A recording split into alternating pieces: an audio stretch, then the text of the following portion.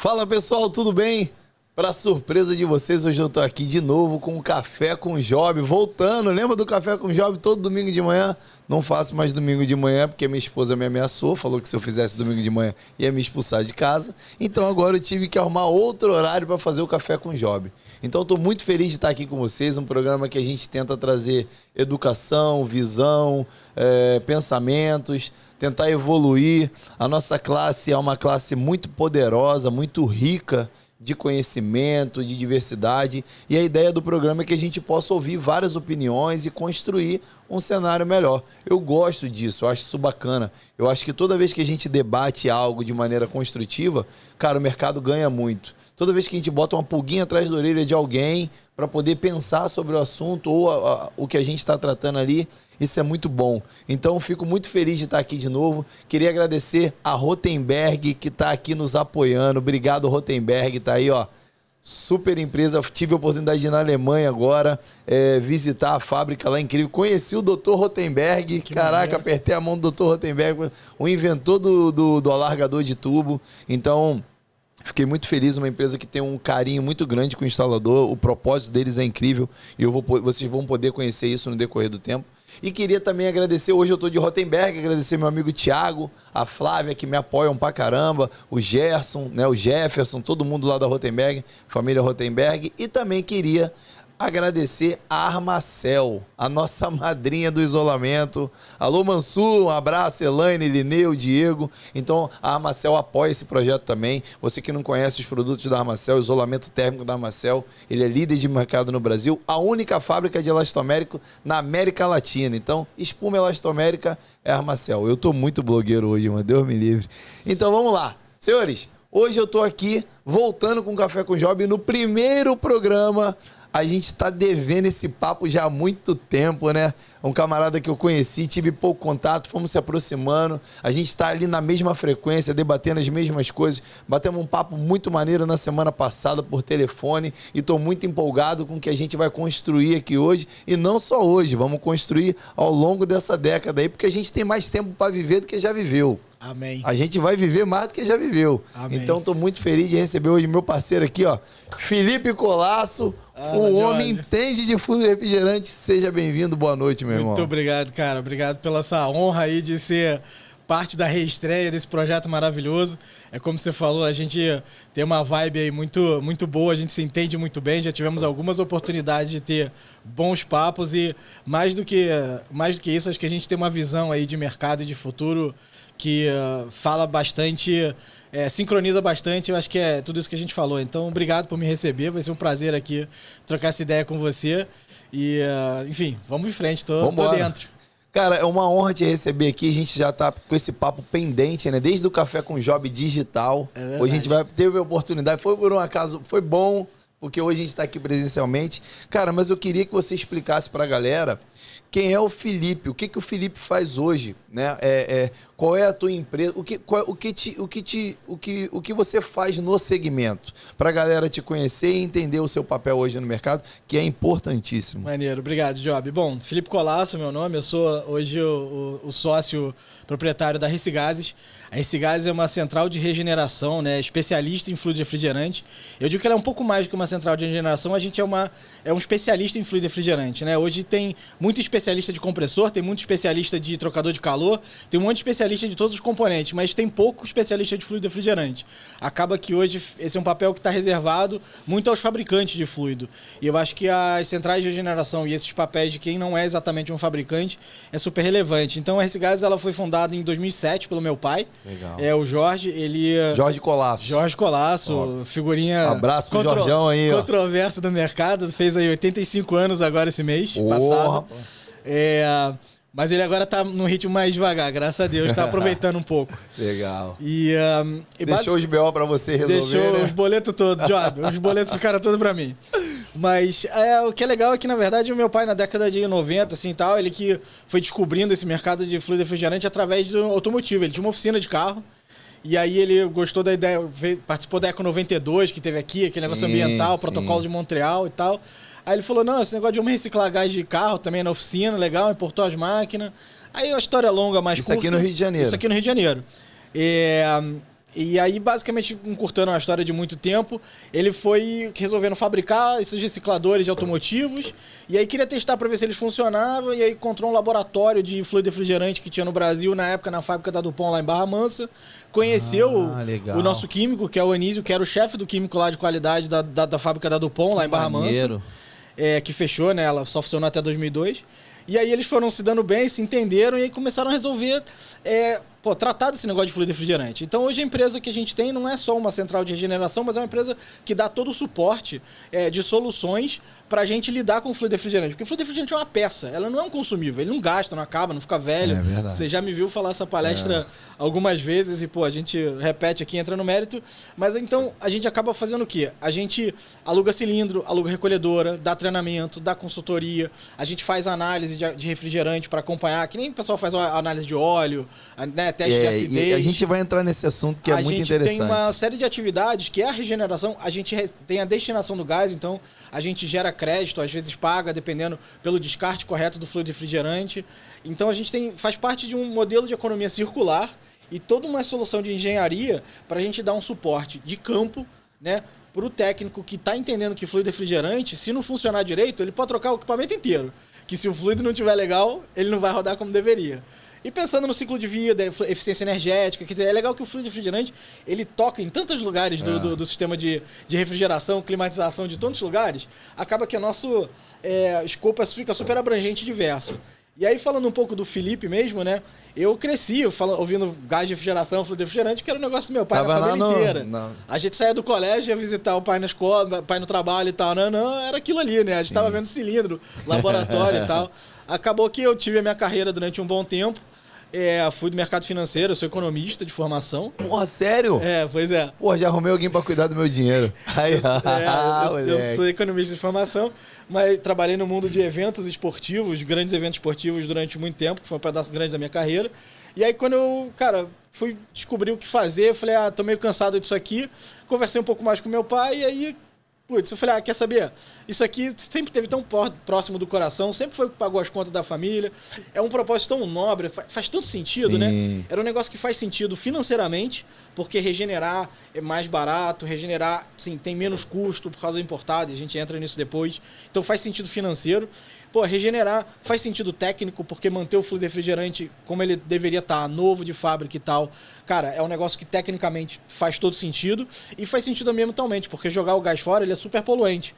Não faz sentido jogar fora. Eu falei, como é que a gente não se apaixona por um negócio que fica de pé nessas três bases, entendeu? E mudando de estado físico e o tempo inteiro ali. Não... E aí até a complexidade, a dificuldade, eu falei, tá aí um desafio pra gente botar a cara. Eu que gosto de aventura, eu brinco que empreender na área ambiental e de refrigeração no Rio de Janeiro é que nem fazer esporte radical, irmão. Mesmo. É uma aventura e adrenalina todo dia. Treinar snowboard aqui na praia de Copacabana. Exatamente, é punk. Mas é legal, porque também é parte da conquista, sabe? O que a gente vem aumentando, a conscientização, o entendimento que o pessoal tem de fluido refrigerante, a gente vê a diferença que a gente faz também, sabe? Então, é isso. Aí essa paixão, essa vontade de seguir um legado, de realmente entregar algo que a gente vê que não tem no mercado direito.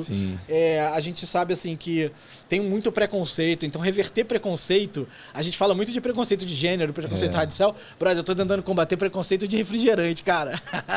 É um trabalho difícil. É um trabalho difícil, né? Se o pessoal acha os outros difíceis, vem combater, vem combater aqui preconceito de refrigerante, você vê como é que é. Essa quebra de cultura, porque a gente veio de um mercado que deve ter iniciado ali na raça, né, Filipão? A maioria dos refrigeristas hoje...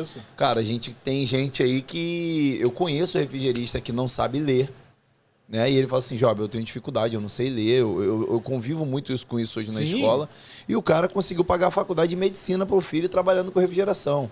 E esse cara era um camarada apaixonado pela área, ele não teve oportunidade, às vezes, de se qualificar, né? Até porque não é nem que ele não teve oportunidade, é porque a mente dele não foi criada para se qualificar. Não, e não é só isso, Job. Pensa assim, quantas escolas de qualificação de refrigeração existiam há 30 anos atrás? É muito difícil. Agora, quanto tempo dura um chiller? 30 anos? Então, olha isso, cara. Tem máquina agora que o cara que instalou lá tinha meia dúzia de escola para ele aprender. É verdade. É verdade. Então, A gente, é muito fácil a gente apontar dedo e condenar, assim. Cara, essa que é a minha bandeira. Eu falo muito isso aqui, assim, falo, olha, quando eu falo eu falo muito, assim, o pessoal me pega, até na época do Fogo da Babilônia, lá com o Fabrício, na época das redes sociais da pandemia, batia bastante, mas a verdade é que não adianta bater nas pessoas erradas e não adianta a gente procurar culpado nem caçar bruxa. Graças a Deus eu encontrei um, porra. Porque, assim, na verdade, todos fazemos parte do ecossistema, a gente tem que se ajudar a chegar no lugar que a gente quer e não ficar apontando o dedo. E se você parar pra analisar, todo mundo que aponta o dedo tem uma falha na sua operação. Teto de vidro, cara, geral, não tem jeito. É isso que eu prego. Não é que eu sou contra a qualificação do mercado. Jamais, eu tenho uma escola, pô. Não tem como. Você investiu nisso, né? Exato. E é o seguinte, eu mesmo tendo uma escola, eu não vou empurrar na goela do cara de que tá 40 anos no mercado, você tem que se qualificar. Não, eu tento arrastar ele pelo exemplo. Eu falo, cara, a partir da qualificação, hoje o mercado tá mudando, você ainda consegue se manter vivo no mercado. Vamos devagar, vamos devagarzinho, vamos lá. Pô, vamos aqui, ó, tá mudando aqui, mudou pro inverter. E aí eu tento trazer o cara pra uma realidade e despertar esse interesse nele, né? E eu não consigo impor isso pra ele. Você tem que ter uma bomba de vácuo. Calma aí, cara, vamos devagar. Vamos... O trabalho de educação é justamente esse. Aquele professor que tem uma dificuldade de ensinar o aluno, lembra que ele ficava até um pouquinho mais tarde? Senta aqui do meu lado que eu vou te ensinar a fazer a tábua.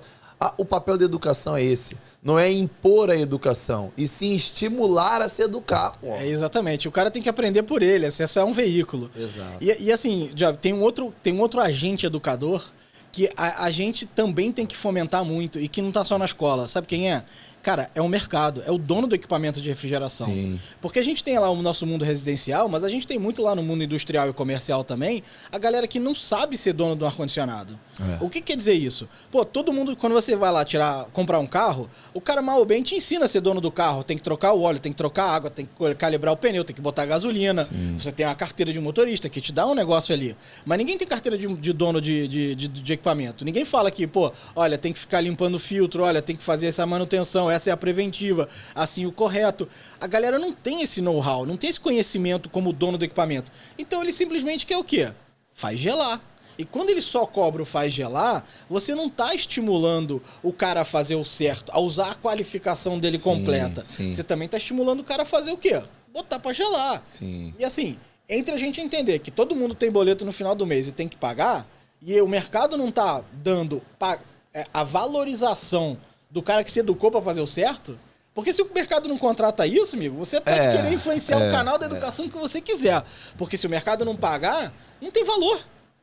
Entende? Eu outro dia bati um papo, eu cheguei a comentar isso com você, com um amigo meu, que ele falou assim, ele trabalha num fabricante, e ele falou assim, Job, o mercado é desqualificado, cara. Eu falei, putz, eu compreendo, o mercado ele é desqualificado.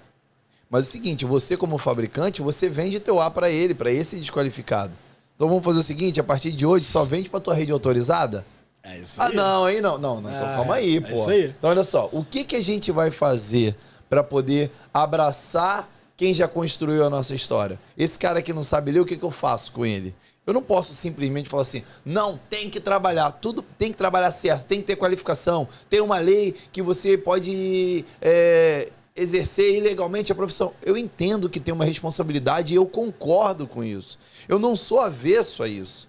Só que é o seguinte, quando você fala assim, Job, por exemplo, eu sou técnico em mecânica. Até hoje, eu não dei entrada no meu CFT. Eu não sou um técnico registrado. E eu não omito isso de ninguém. Mas eu tenho um engenheiro responsável na empresa. Então, a responsável técnica da minha empresa é o Pedro. Então, olha só. Quer dizer que eu, Job, não posso trabalhar. Pela lei, não posso trabalhar. Tudo bem. Eu nem conheço muito, preciso me aprofundar. Esse não é um assunto que nem é a minha área. Mas, assim, eu vejo que tem que ter uma sensibilidade. Por exemplo, vamos supor que eu sou obrigado a ter um responsável técnico. Ótimo. Perfeito. Beleza. O que me garante hoje, aqui no Rio de Janeiro, que o cara que está concorrendo a uma obra comigo também tem um responsável técnico? Existe alguém que vai garantir isso para mim? Então, você está tocando no ponto maravilhoso, que assim, a gente também tem um problema de fiscalização. E quando a gente fala de fiscalização, todo mundo olha imediatamente para governo. tá? E eu não sei se a nossa solução de fiscalização é governo. Eu volto para você com a famosa autofiscalização, que na verdade o que é? É o dono do equipamento ser capaz de tomar boas decisões e estar amparado e ter onde consultar para fazer boas decisões. Porque esse cara, dono do equipamento, ele é mal interessado em fiscalizar quem está fazendo o trabalho dele e sabe o que está fazendo. Sim, como ele vai levar o carro na oficina dele, ele fica preocupado, concordo. Exatamente. Acho que a analogia é bem por aí. E assim, aí a gente tem alguns outros órgãos e fabricantes e empresas que podem ajudar com essa qualificação. E, de novo, eu não acho que a gente tem que ficar tentando passar régua, a gente tem que fazer transições. Transições são importantes, gradativas, e a gente poder fazer inclusão. Sim. Porque é pra gente assim, como você falou, você não tem a menor dúvida, e você botou dinheiro nisso, que qualificar o mercado é importante e é estratégico.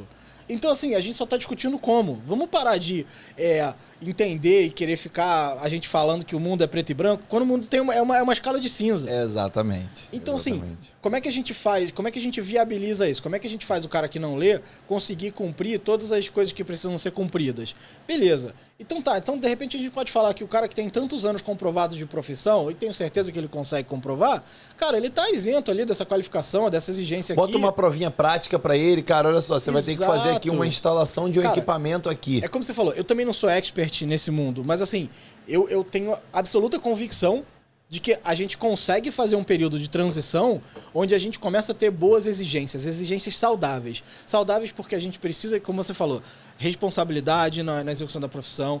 A gente está vendo que assim, os equipamentos eles estão ficando mais sofisticados e alguns mais perigosos. Sim, tá certo? Concordo. Os fluidos inflamáveis, os fluidos naturais, né? Então, assim, tem muito vendo. O pessoal está falando muito de inflamabilidade, mas a gente esquece que tem muita gente migrando para CO2 e para amônia. Eu atendo uma planta aqui que é uma planta de CO2 cara, no mercado. Então, CO2, assim, o nível de pressão de CO2 é super perigoso. O pessoal não está acostumado a trabalhar. Exatamente. Amônia é tóxico, se vazar, mata. É assim. Então, não é só um perigo lá da inflamabilidade. A gente está indo para um mundo onde a gente está abraçando mais esses fluidos né, dessa natureza e que eles são mais perigosos.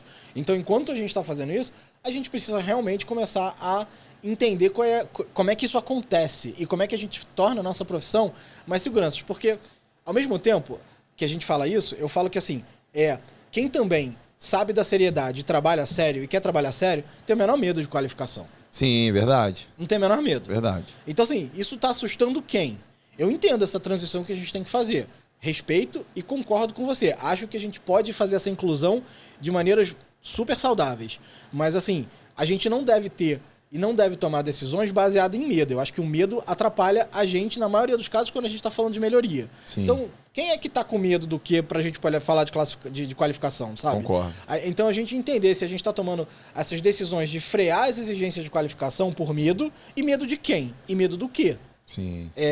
Porque aí acho que talvez não sejam medos saudáveis. Sim, eu acho que frear a exigência de qualificação é um crime. Eu acho que isso é um crime. Pois é. Só que é o seguinte, eu também...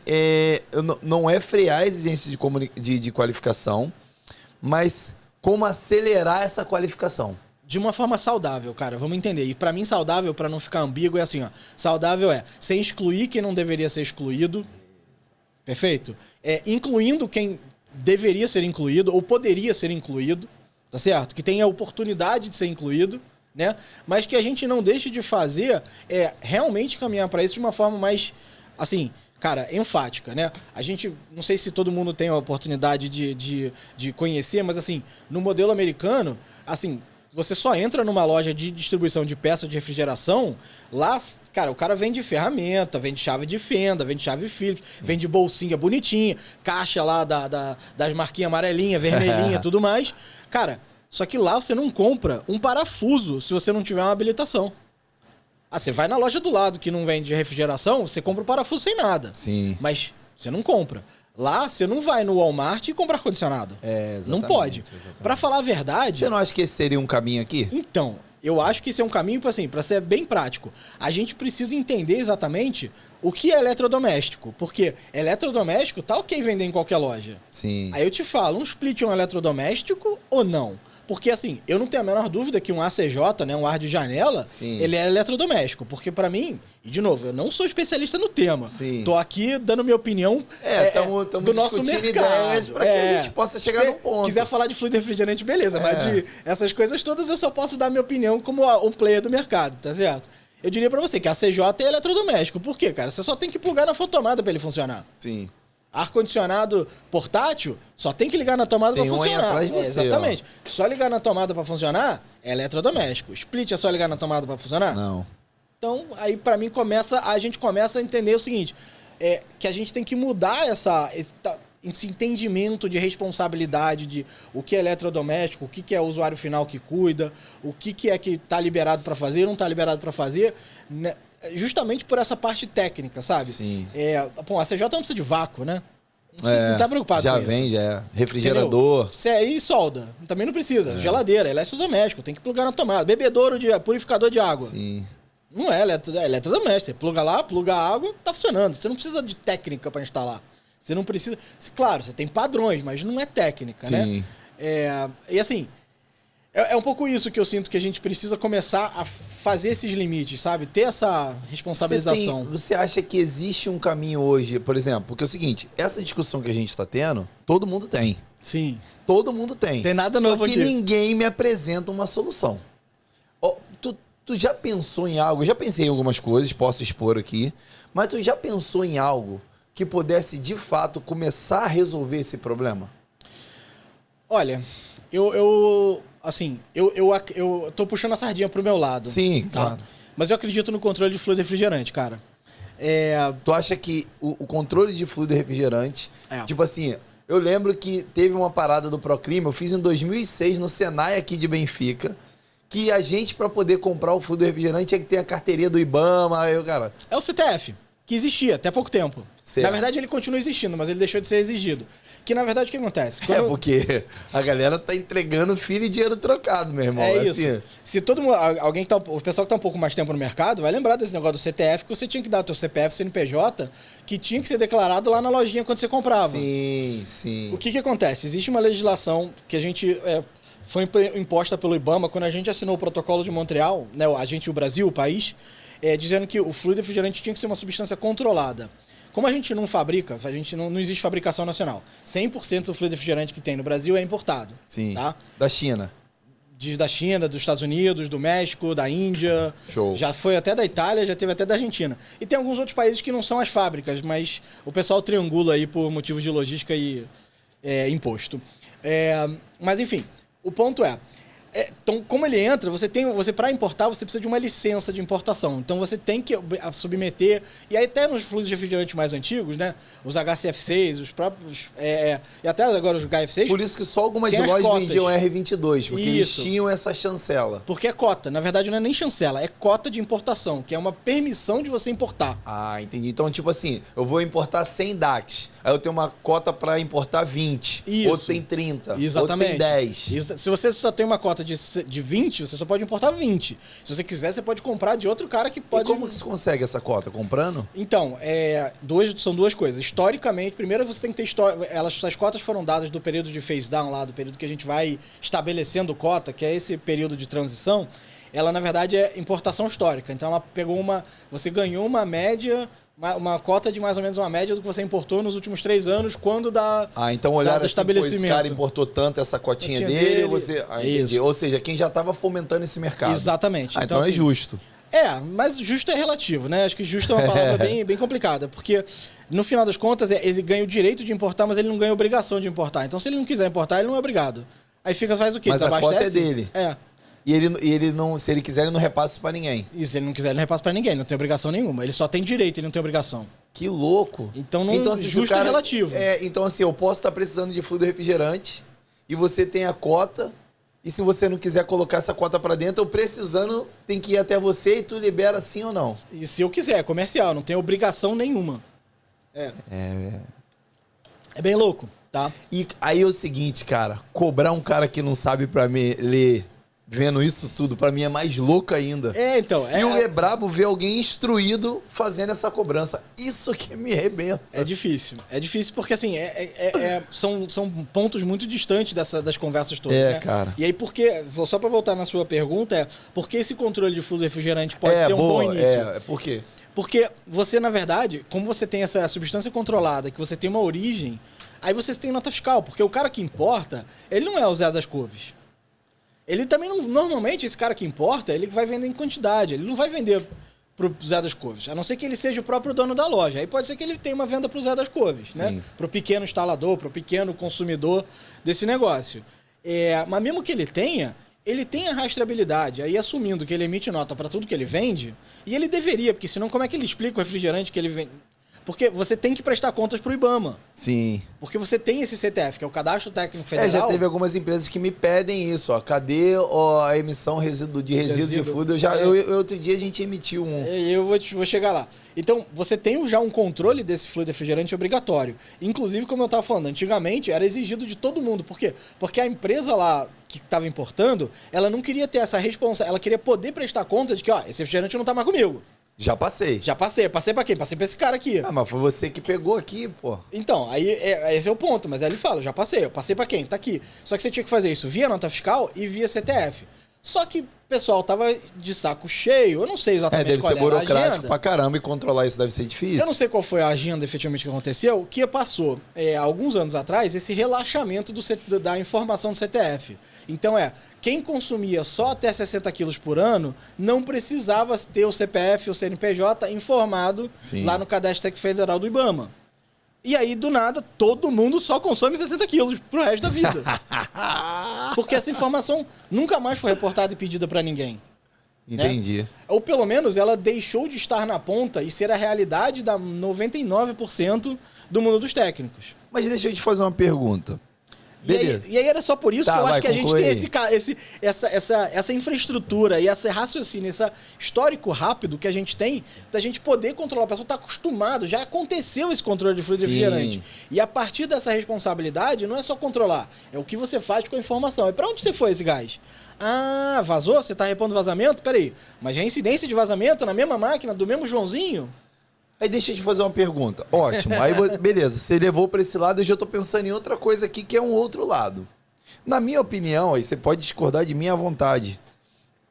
Na minha opinião, é muito mais fácil controlar o equipamento do que o fluido, não? Qual a diferença?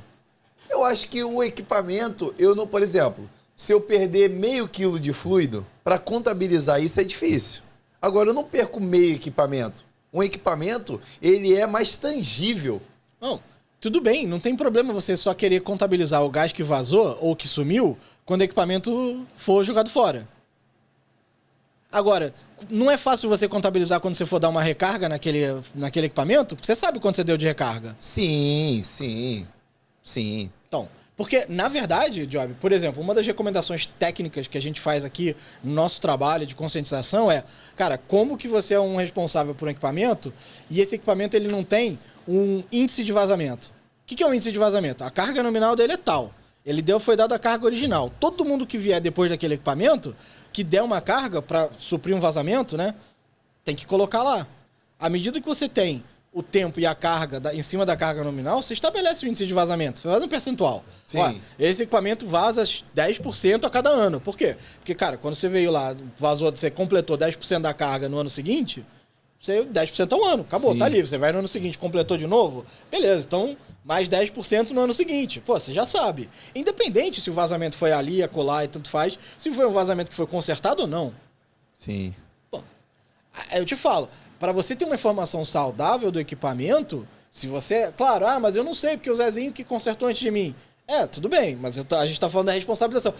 Aí por isso que eu volto na história do... A gente precisa qualificar o dono do equipamento, porque se o dono do equipamento está acompanhando isso, ele vai reconhecer e valorizar e pagar mais para o técnico que está fazendo aquele trabalho. Eu acho muito mais difícil educar o dono do equipamento do que o instalador, cara. Porque é o seguinte, o dono do equipamento, vamos supor que ele tenha que se qualificar no carro, na máquina de lavar, no micro-ondas, no ar-condicionado. Não, eu acho que o caminho mais no celular, simples, no computador. Mas é jogar bateria. Mas, cara, olha só, responsabilidade. E não comida? seria mais fácil com o instalador? E comida? Você é responsável por cada comida que você compra? Ver se tem alto conteúdo de açúcar adicionado, de gordura, se é saudável. E tem eu também não, olha aqui, né? Mas olha só, o meu ponto não é isso. Meu ponto é que você é responsável pelo que você compra. Sim. E pelo que você consome. E pelo que você usa. Então, assim, você não é responsável. Cara, teu celular pode deixar você fazer um monte de cagada. Você faz? Não. Mas por quê? Você não se Às educou pra vezes. não fazer? Às vezes. Acontece. Mas na regra. Tá entendendo? Assim, é só olhar pro... Cara, o ar-condicionado não pode ser... Só porque é mais fácil você quer gelar, não pode ser... Você não ter a responsabilidade que você tem com o teu celular, com a ferramenta que você tem, com as coisas que você tem. De repente, o controle de cuidar. fluido, ele tá muito mais próximo, porque você tem uma visão de fluido muito mais ampla que eu, entendeu? Por isso que eu falei, tô puxando a sardinha pro meu lado. Não, mas assim, é porque você vê uma possibilidade e fala assim, cara, eu consigo fazer isso. Já eu não consigo ter essa visão pela minha limitação sobre o assunto. Perfeito. Agora, voltando pro split, eu falo, putz, velho, se eu botar um QR Code aqui, eu consigo rastrear essa parada.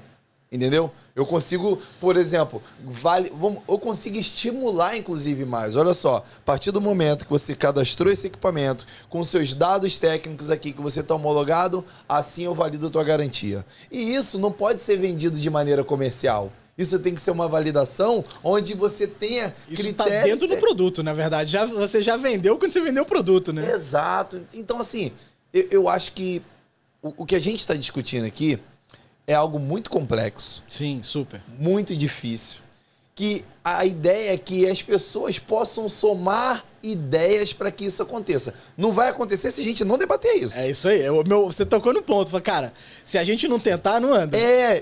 Na verdade, eu não tenho essa fórmula mágica. Ninguém tem. Mas eu queria muito fazer com que isso se tornasse mais frequente para que a gente, uma hora, possa chegar num ponto ideal. Ó. O bom é inimigo do ótimo. É isso aí. Então, assim, tem que começar, né? Exato. Então, assim, primeiro passo é imposição não vai rolar.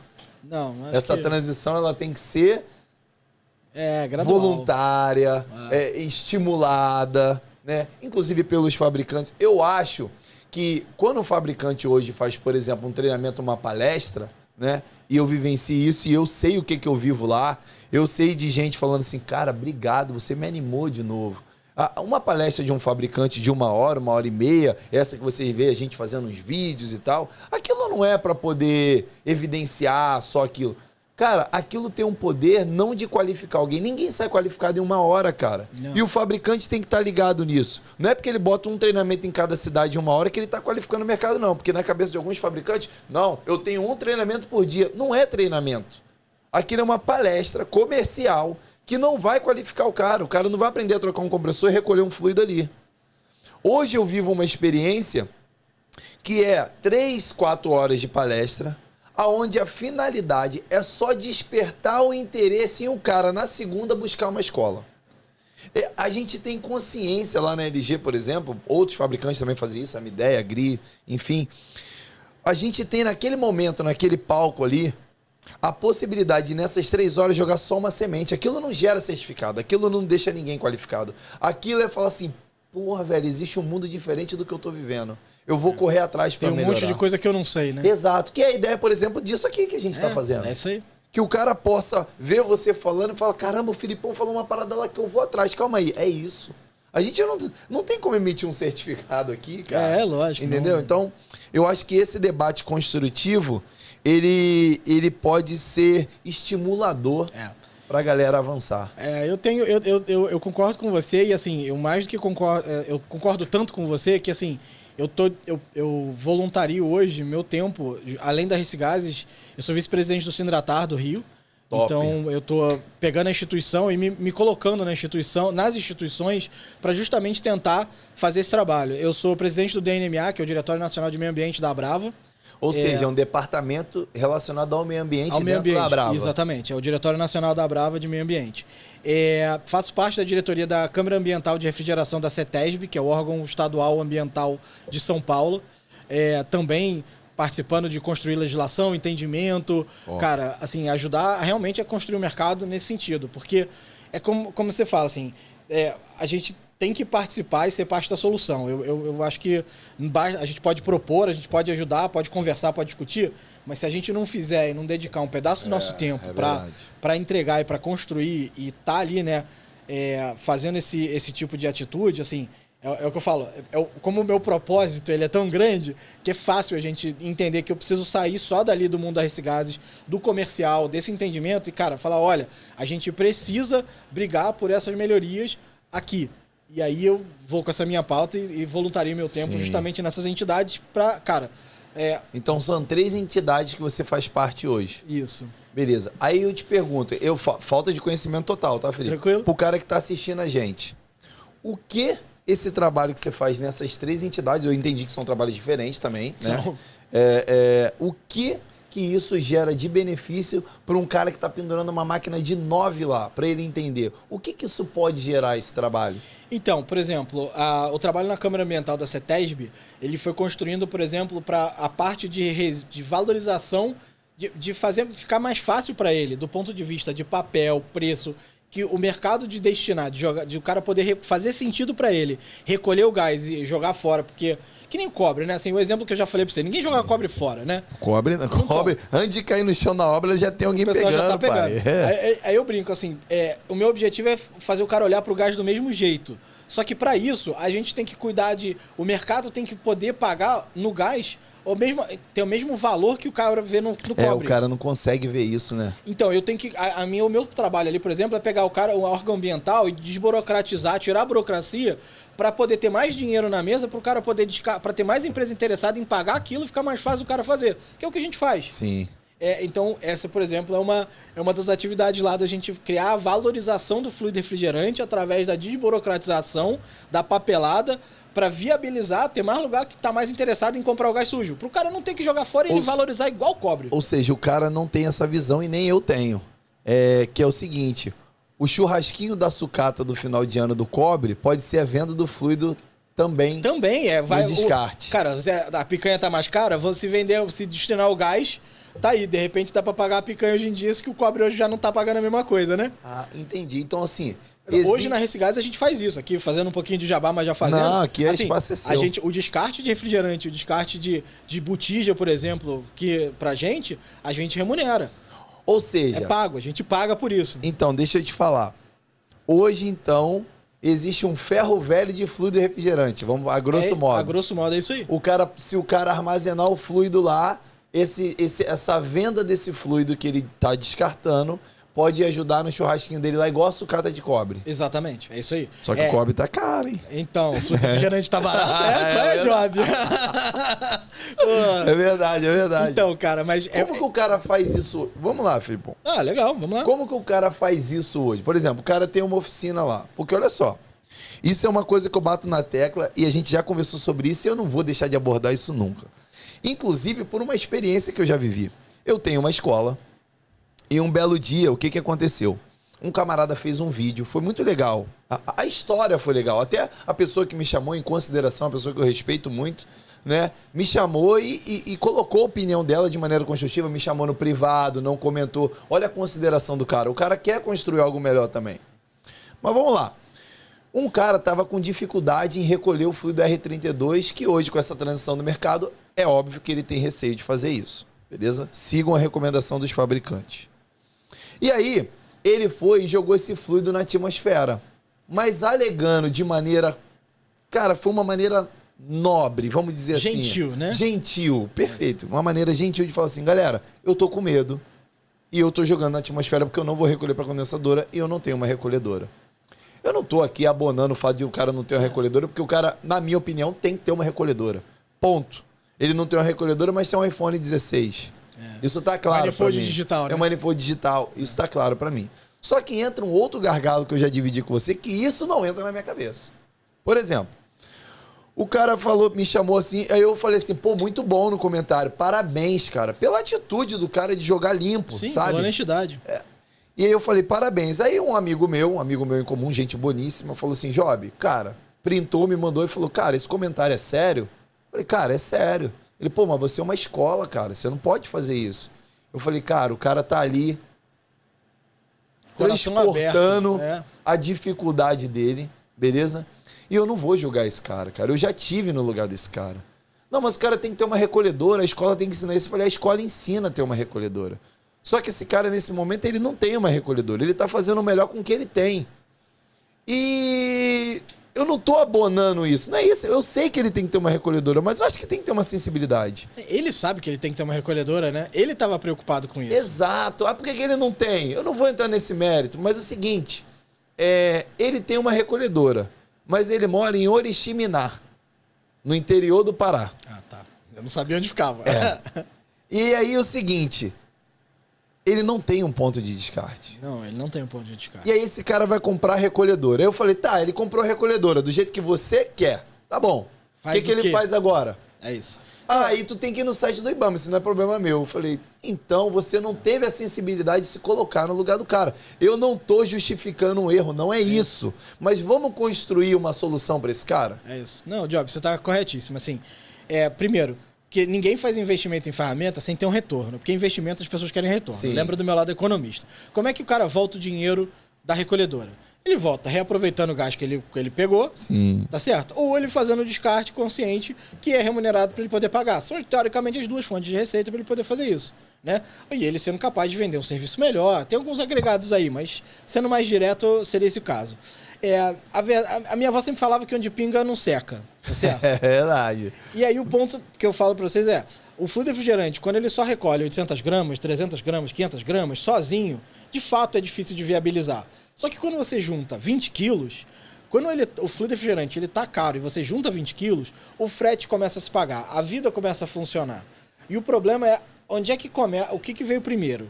Né? O ovo ou a galinha? Tostines é fresquinho porque vende mais ou vende mais que é fresquinho? Porque se também ninguém começar a juntar... Não vai juntar 20 quilos. Não vai juntar 20 quilos, e não vai juntar 40, e não vai juntar 60, e aí você não cria o mercado necessário para jogar aquilo fora. Sim. Então, eu acho que tem duas perguntas aí pra gente responder, pra ser, até, acho que a palavra é justo, né? Mas assim, pra gente ser bem... Justo é relativo. Pois é. Mas assim, pra gente tentar ser bem transparente com a causa. Eu sempre falei isso e continuo acreditando. Todo mundo tem que pagar boleto no final do mês e eu não tô aqui caçando bruxa. Sim. Eu acho que o cara que sabe que tá fazendo errado e se expõe porque tá fazendo errado, mas ele se coloca sabendo que ele gostaria de fazer o certo, que me parece ser o cara desse cara... foi esse caso. Cara, assim, a gente tem que tirar o chapéu e bater palma pro cara que ele tá querendo fazer certo. Tá doendo pra ele tá compartilhando uma dor de fazer errado. Um medo de estar fazendo um negócio incoerente que ele sabe que tá errado. Cara, esse é o cara que a gente quer 20 mil desse cara. A gente não quer, eu não tenho que bater nele, eu concordo com você. A questão é como é que a gente ajuda ele a poder fazer o certo, né? Como é que viabiliza isso tudo? E aí, é aquela coisa a Recigás é uma empresa que, assim... A gente não tem investidor institucional, a gente não tem linha de financiamento, a gente não tem incentivo fiscal, a gente não tem nada. A gente tem recurso próprio e um puta vontade e propósito de fazer diferença. Então, toda vez que eu pego e acho esse cara, e esse cara chega até mim falando, pô, eu falo, olha, eu faço a melhor proposta comercial, boto a maior quantidade de dinheiro que eu posso, sem ser caridade, porque não é o business de fazer caridade. Não é isso, aí eu tenho que cotar. Mas assim, sem ser caridade, eu faço a melhor proposta que eu posso para viabilizar. Então eu diria para você, cara, a gente precisa criar o jeito de juntar e de agregar. Aí a gente pode pegar escolas, instituições, grandes empresas, e aí sim a gente colocar cilindros, criar uma rede, tá? Hoje, eu faço parte também do grupo lá do PNUD, né, que é o Protocolo das Nações Unidas para o Desenvolvimento, que cuida do dinheiro que o Protocolo de Montreal e a emenda de Kigali tem para dar para gente. Teoricamente, tem uns 100 milhões de dólares aí a fundo perdido para fomentar, que nem aconteceu com aquela doação de recolhedora, doação de cilindro, aquelas doações todas. Tem uma nova versão dessa aí vindo por aí. E eu estou fazendo parte do grupo que está tentando determinar as ações. E uma das ações que a gente, de fato, está tentando botar o dinheiro para fazer é criar mais locais para poder ter essas agregações, essas coletas, mais lugares para viabilizar exatamente essa sua pergunta. Acho que esse dinheiro tinha que ser tudo para isso, cara. Então, assim, infelizmente, tem muita coisa que acontece por trás dos panos aí que é muito difícil a gente manobrar esses dinheiros, tá, Job? É assim, são muitas esferas, instâncias e pessoas interessadas. Eu super entendo. Mas já existe um carimbo para fazer isso. Quanto de dinheiro e como é que vai ser? Tô eu aqui, ó, levantando minha bandeira, minha batalha, pra gente tentar solucionar isso e arrumar um dinheiro que não é de empresa privada, que não é das centrais de regeneração ou da Recigás para fazer isso, mas para ajudar, porque realmente é assim, é uma andorinha só fazendo verão. Porque aí, com toda clareza, você está certíssimo em cobrar isso do mercado para poder o refrigerante fazer isso certo. O mercado tem que oferecer essa solução. Quando o mercado não oferece isso e fica na dele, a gente vai viver em paz. É isso aí. Agora, quando ele não oferece isso e aperta o cara que o cara não tem a recolhedora, aí não vai rolar comigo. Não, você está coberto de razão. Agora, o que a gente pode também ter o entendimento é o seguinte, é que se a gente começar a ter recolhedora, vamos lá, vamos ceder essa pressão? É, isso aí. Se a gente começar a ter essa recolhedora e dar uma cedida nessa pressão, e o cara que tiver recolhedora começar a juntar o refrigerante, a gente começa a criar esse mercado. Eu te prometo que o cara que começar a juntar, esse gás vai atender. Mas você não Eu sabe... atendo hoje lá, não sei onde é que fica no Pará, mas a gente tem cilindro em Manaus, a gente tem cilindro em Porto Alegre, eu tenho cilindro no Mato Grosso então, mas tu não acha, e no Tocantins, tu não acha injusto isso ser fomentado por um cara pequeno desse? Não, olha só, se eu me apegar a isso, eu não vou nem eu fico em casa, mas é embaixo algo do lençol e fudeu. Não, é algo difícil ver um cara que vai impactar na operação dele, comprar uma recolhedora no cilindro, vai, entendeu? Ter que tomar essa ação de investir para melhorar o mercado, sendo que você tem uma esfera bilionária acontecendo. Aí eu te digo que é sacanagem até comigo, porque se eu acreditar que eu não consigo fazer diferença, sendo o cara... Eu sou uma versão desse cara pequena, Job. Sim, eu acredito nisso. Mas eu entendo o seu questionamento. Mas eu acredito nisso, tanto é que a gente está nessa atmosfera brigando contra essa avalanche gigante, do bom sentido, brigando no bom sentido. Porque aqui ninguém é ativista. Entendeu? A gente está aqui tentando justamente construir o que a gente acredita. Exato, algo mais justo. Então, assim, é óbvio, por exemplo, cara, eu fico de domingo a domingo respondendo, eu respondo no mês, sem exagero nenhum, Filipão, uma média aí de 300 a 400 mensagens de pessoas que eu não conheço. Todas as ajudas técnicas. Eu pago um preço caro, minha família paga um preço caro, minha empresa paga um preço caro. Então, assim, se você chegar em qualquer lugar e falar assim, já mandou uma mensagem pro Job? O cara vai falar, já. Ele te respondeu? 95% vai te responder que sim. Porque eu tô lá fazendo a minha contribuição. Eu sou esse cara da recolhedora. Eu já tô dando a minha contribuição. O meu voluntariado ele já tá sendo feito com gosto, com amor. Só que quando alguém que não ajuda esse voluntariado começa a apertar quem voluntaria, porra, isso dói, velho. Ô, Job, você já viu, com certeza já viu aquele meme que tem 3 filas, aí tem a fila da reclamação, a fila da sugestão e a fila da execução? Então, é que assim, o meu ponto a gente tem gente que tá na fila da execução, mas é muito menos gente do que tá na fila da reclamação. Sim. E a gente começar a convencer, assim, realmente essa migração de gente. Uma das coisas que até para a sistemática da recolhedora, que eu acho muito louvável, assim, mais importante que a recolhedora, eu acho importante o cilindro. O cara ter cilindro. Porque também é o seguinte, com cilindro você consegue captar gás. Se você tiver recolhedora e não tiver cilindro, também não adianta. Sim, é um conjunto. É um conjunto. É um carro sem roda. Começa onde? Começa no cilindro, cara. Pega a garrafinha lá, vai comprando as garrafinhas, tenta botar na conta do cliente a garrafinha lá. Sabe por quê? Porque é o seguinte, você dá um vácuo profundo, aquele vácuo caprichado que você dá em casa na garrafinha, cara, se você for fazer um split só que você precisa recolher, cara, o vácuo profundo vai tirar 80% do gás que tá lá dentro do isso sistema. A gente faz lá na escola, mostra pra galera que só por diferença de pressão você consegue puxar e aí você começa a juntar, entendeu? Aí você, chega em casa, consegue transvasar numa diferença de temperatura, dá uma congelada ali, bota no freezer ali, tal, você consegue jogar pra cá, jogar pra lá, vai juntando. Que é o trabalho que dá, não dá trabalho juntar o cobre? É só no baldinho, só no saquinho? Ou o refrigerante dá um pouquinho mais de trabalho, mas, cara, tem muito mais impacto, tem muito mais propósito também, e você tá pensando que você tá contribuindo para esse trabalho. Então eu sei que o que eu tô sugerindo para de parecer bobo, pode dar muito trabalho. Não é bobo. Mas nem dá trabalho. Dá trabalho. Não é bobo. Eu não quero parecer ingênuo com a sugestão, é isso que eu quero dizer. Sim, não tá. Só que é aquela história do Mandorinha não faz verão. Só de você dar o exemplo, de você mostrar para o cliente. Imagina, cara, o quanto vale hoje em dia. Você pega a geração nova aí, a molecada que é muito mais sustentabilidade, muito mais verdinho, que é carro elétrico, valoriza muito mais essas coisas, e você apresentar um certificado de destinação daquele fluido refrigerante, do óleo lubrificante que tava, do próprio cobre que você está destinando, em vez de vender qualquer um, pega um papel que você vendeu o cobre para uma entidade de reciclagem de cobre. Entendeu? Vamos para um ponto. Isso é comercial, isso vale comercialmente, entendeu, Job? Você começa a construir uma outra cultura, uma outra filosofia. Quer ver uma coisa bacana? A gente, da ponta, é o que eu tô te falando, foi o que você falou no início de maneira brilhante. Se for para apontar o dedo, a gente não vai chegar em lugar nenhum. Não. Agora, de maneira construtiva, eu acho que a gente vai conseguir achar uma solução legal. É isso, eu acredito no poder de a gente ir assim, ir juntando as andorinhas para fazer o verão, sabe? Acho que cada um tem que dar o exemplo, cada um tem que ajudar. Especialmente, assim, a gente tem que incentivar as pessoas que entendem cada vez melhor a diferença entre o certo e o errado, sabe, Job? Sim. E assim, é difícil achar que profissionais que estão botando a cara em campo para fazer as coisas não sabem a diferença entre certo e errado. Tem uns caras que falam, tá errado mesmo, dane-se, e os caras que falam, tá errado, mas eu gostaria de fazer o certo. Tem muita gente assim que quer fazer o certo. E aí é pegar esses caras e a gente incentivar esses caras e aplaudir esses caras, mesmo quando eles fazem errado. Legal. Isso é fenomenal. Porque, cara, é assim, no final das contas, são todas pessoas que têm boleto no final do mês e que, cara, estão concorrendo com as pessoas que não têm a qualificação, que não têm a ferramenta e estão fazendo qualquer coisa. Porque o mercado, infelizmente, é como eu falo pra você, por isso que eu acredito na qualificação até do dono, que ele tá só querendo que bote pra gelar. E, amigo, você sabe que botar pra gelar é a coisa mais fácil do mundo. Faz de qualquer jeito. A pergunta não é se vai gelar. A pergunta é quanto tempo vai durar, se tá danificando equipamento, se tá consumindo energia, quando é que vai precisar fazer isso de novo. Cara, é assim... É difícil, né? Beleza. Esse assunto é importantíssimo. E infinito.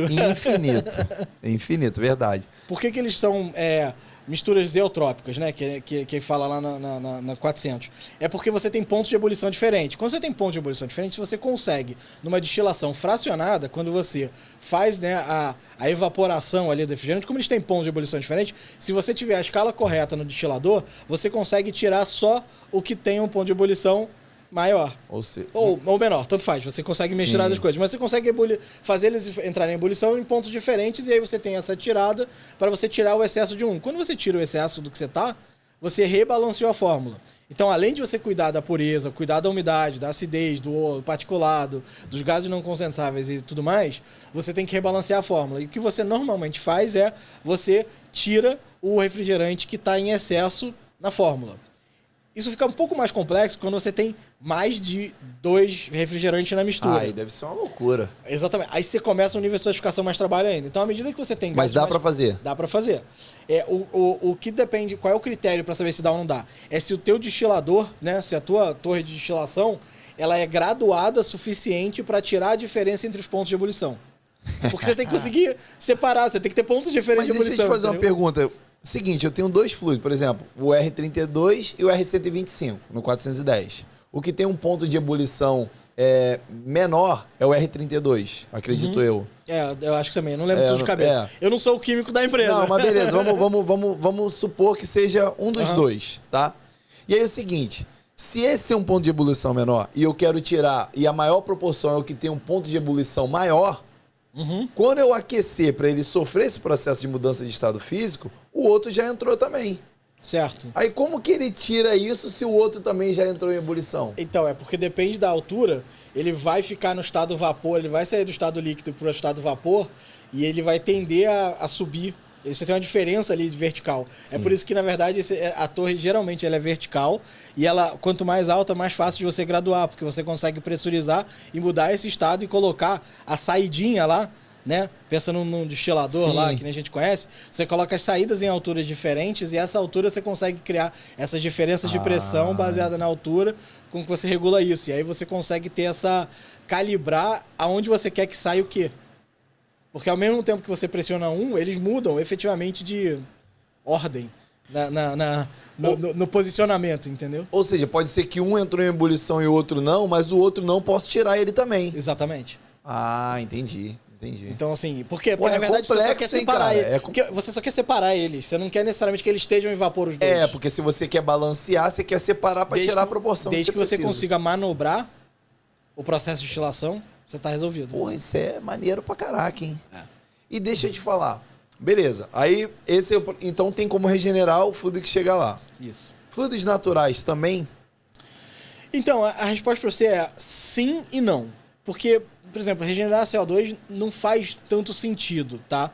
Por quê? Porque o processo de extração do CO2, extração e compressão e purificação dele, porque a gente fala muito de naturais, mas ninguém encontra refrigerante nenhum naquele estado na natureza. Exatamente. Ele tem um processo químico aí. Porque ele precisa de um processo de limpeza, de calibração, de tudo mais. Mas normalmente o processo de você fazer isso é mais fácil e mais barato do que você criar economia circular em volta dele. Tá? Isso é verdade com o CO2 e com a amônia. Tá? Por quê? Porque eles são substâncias mais fáceis de você criar e produzir. Você já reciclaram amônia? Não, a gente não tem nem licença para isso, nem habilitação, porque é tóxico. É muito louco. Outro dia eu vi aquele documentário de Bhopal. Acho que morreu, não me lembro o número, mas acho que foi 7 mil pessoas, uma parada assim. Foi um distrito inteiro por uma contaminação de uma fábrica. Eu já visitei uma planta que faz regeneração de amônia, tá? Caramba. Aqui no Brasil mesmo? Não, fora. Nos Estados Unidos. E assim, é um processo muito parecido, tá? Porque no final das contas, todo fluido refrigerante... O que é o processo de regeneração? Cara, nada mais é do que você pegar o próprio refrigerante, que é feito para evaporar e condensar, e fazer isso de uma maneira controlada para fins de retirada de contaminante, em vez de fazer isso para fins de troca de calor. Sim. Bem legal. Aí a diferença é se isso é economicamente viável ou não, dependendo do que você quer separar. E só para ser mais criterioso, que é o seguinte, isso faz muito sentido, porque quando você tem gases fluorados, ou seja, que tem flúor envolvido, que é a maioria dos HCFCs e CFCs, que não são os naturais, eles são produzidos a partir da extração do flúor. Flúor é um mineral. Você tem mina de extração, sabe aquelas minas de extração e tal? Beleza. Então, você tirou um negócio do chão, criou um minério. É um processo bem impactante ambientalmente, mas custoso também. Quando você fala de produção de CO2... e nem amônia, que é NH3, não é o mesmo processo de produção. Não depende de uma extração mineral, não é um processo tão custoso. Por isso que é diferente a viabilidade econômica de você trabalhar com eles, entendeu? Sim. Então, e até o impacto ambiental e todo o ciclo de vida desse negócio. Decomposição orgânica emite NH3, amônia. Exatamente. Então, assim, se você... por exemplo... Que reage com cobre. Isso. Então, você pega, por exemplo, hoje, os lixões lá que estão virando super verde, a captação de metano e de tudo mais, você tem ali alguns subprodutos que podem, alguns processos naturais que você pode incentivar para criar amônia a partir da decomposição de lixão lá, de tudo mais, entendeu? De aterros sanitários, para chamar de bonito. Deixa eu te fazer uma pergunta. Essa pergunta é um ponto de interrogação, irmão. Olha só.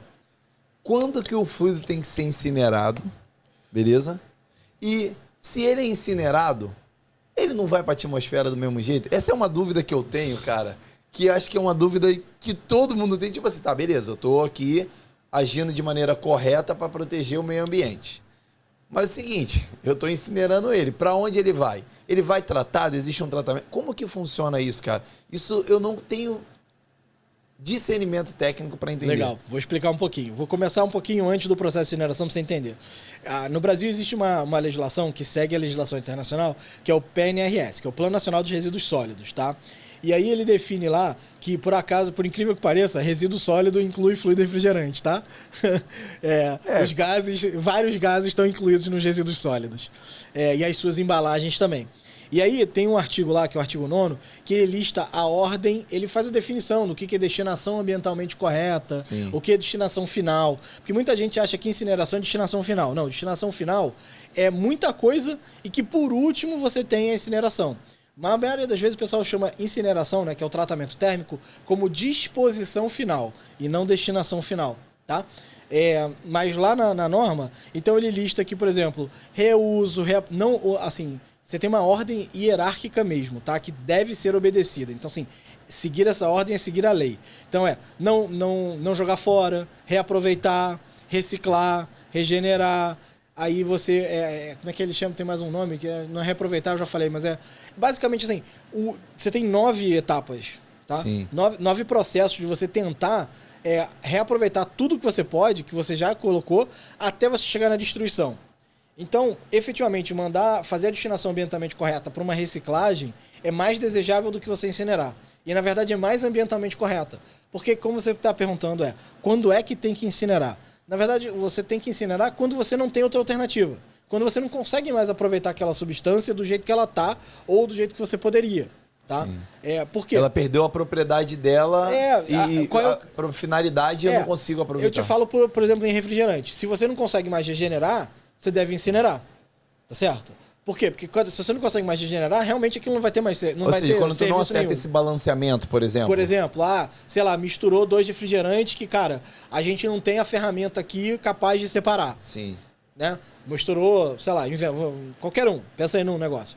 Aí você fala, ferrou. Hoje, por exemplo, se o cara quiser adicionar alguns HFOs, que são super ambientalmente corretos, mas ainda tem o seu impacto ambiental, Sim. eles são super complexos e alguns deles, que tem 3 ou 4 refrigerantes misturados, a gente não tem capacidade técnica, ninguém no Brasil, acredito, tem capacidade técnica de regenerar. Então, amigo, tem que incinerar. Que são os HFOs. Exatamente. Então, assim, esse é o critério. No fluido refrigerante, o critério é quando tem que incinerar. Cara, quando nenhuma central de regeneração do Brasil consegue regenerar Fazendo ele. uma analogia muito louca aqui, tem que sacrificar o animal quando não tem jeito. Não tem, exatamente, é uma analogia muito louca, mas é exatamente isso. Então, assim, não tem jeito, tem que sacrificar. Não tem Ele como vai tratar. sofrer mais aí, então você... Não é que nem aquela história, pô, o cavalo não pode mais correr na coisa de corrida. Sim. Não, mas ele pode puxar um carro, virar passeio? Pode. Então, pô, não tem que sacrificar. Entendi. Ele pode ainda puxar um negócio. Então vamos aproveitar ele pra isso.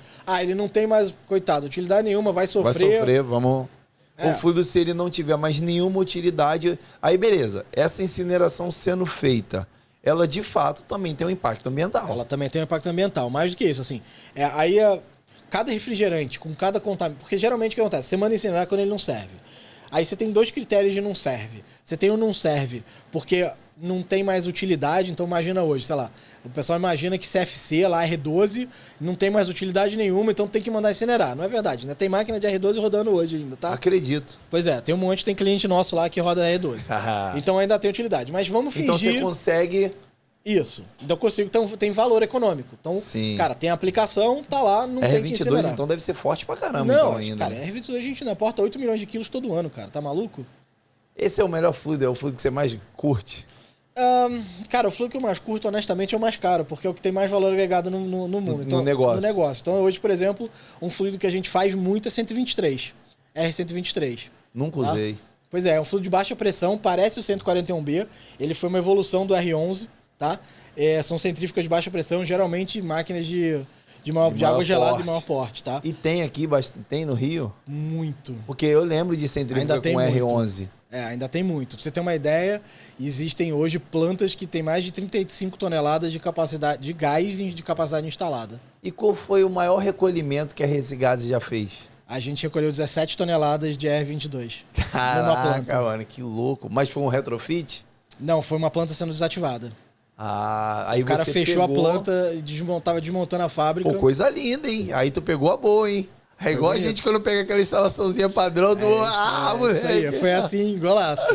Porra, maneiro. E aí você pegou, tratou esse fluido e de maneira correta ambientalmente botou ele pra rodar de novo de maneira adequada. Isso aí, tá em um monte de chiller e máquina por aí. Porra, que maneiro, hein, cara? Que maneiro. Bem maneiro. E aí, quer dizer, só pra gente não largar de mão aqui, a incineração, ela gera, o que eu tava falando pra você. Então você tem o gás que é comercialmente inviável, mas que ele tá puro, ele não tem nenhum contaminante significativo. Sim. Então, assim, você pega, sei lá, como eu falei, um R12 lá da vida, o pessoal acha que não serve mais, aí você fala, não, é R12, mas, cara, tá sujo com óleo, tá sujo com umidade, tá sujo com a sujeira normal do sistema de refrigeração. Aí isso é um caso que você vai lá, aí você sabe o que você tá incinerando. A segunda possibilidade é que você tá incinerando porque ele tá contaminado com coisas que você não consegue largar. Tá com coisas que você não consegue separar. E aí, dependendo do que é, o que gera de resíduo é diferente. É por isso que eu ia querer chegar lá onde você vai colocar. Então, quando você olha a incineração do fluido refrigerante puro e simples, ele tem um impacto. Quando ele tá misturado, e geralmente você só manda quando ele tá misturado ou contaminado com alguma outra coisa mais complicada, então depende de que coisa é essa, o impacto é diferente. Entendi. Mas voltando aqui só para tentar te dar uma resposta mais objetiva do que essa resposta mais vaselina e genérica. Tem todo um contexto nisso. Exatamente. Tipo assim. É porque toda vez que você vai mandar incinerar, você tem uma análise que você faz para saber como é que tá. O cara vai ver o que ele tá queimando. Por quê? Porque os fornos, quando você tem 2 tipos de incineração. Incineração por forno e queima ou por arco de plasma. No Brasil a gente não tem arco de plasma ainda. Tá? Isso só tem lá fora. A gente até teve, mas fechou e não foi licenciada. No Brasil a gente só tem uma planta que faz incineração de refrigerante, que ela foi homologada, está lá licenciada pelo IBAMA, e que é um forno. E onde essa planta? Em São Paulo, em Taboão da Serra. Aí, basicamente, você tem o quê? Você tem a queima. O cara tá lá com o foguinho ligado, tacando coisa lá dentro, queimando. Você gera sempre um ácido, tá? Um ácido clorídrico, um ácido fluorídrico, dependendo do gás quando você tá olhando. De novo, eu tô assumindo que não tá contaminado com mais nada. Um desses dois gases tem no nosso, inclusive, organismo, né? Sim. Gástrico. Sim, eu acho que é o clorídrico. Eu acho, tá? De novo, a química... Eu fiquei em recuperação de química. Já você acredita que no colégio eu fiquei em recuperação de química? Pois não, mas tu tá tirando onda na química, pô. Não, hoje em dia eu sou melhor, mas, cara, não é bem assim. A gente tem que focar nessa área de conforto. Mas, enfim... Então, o que acontece muito com esses ácidos é que eles comem os refratários. Na verdade, assim, as paredes do forno que servem de proteção de isolamento térmico. Caralho. Então, assim, ela não é um dos piores produtos químicos. Porque até vale a pena fazer esse comentário, Job. A galera não passa na cabeça de todo mundo que fluido refrigerante é um produto químico perigoso, classificado como perigoso, tá? A classificação dele, se você olhar lá na embalagem, nas paradas todas, tá lá, gás sob pressão, não tóxico, piriri. Brother, não é um produtinho simples. Ou seja, bate mais uma vez de o cara tá qualificado em manusear esse tipo de produto. É isso. É aquela história do pessoal já sabe que não pode deixar latinha de 410 no carro, né? Só que na verdade não é pra deixar refrigerante nenhum no carro, no sol. Verdade. Não pode, tá na embalagem, é só ler. A gente não tem o hábito de ler manual e embalagem das paradas que a gente compra. Mas enfim, então, quando você queima lá, você tem essas coisas.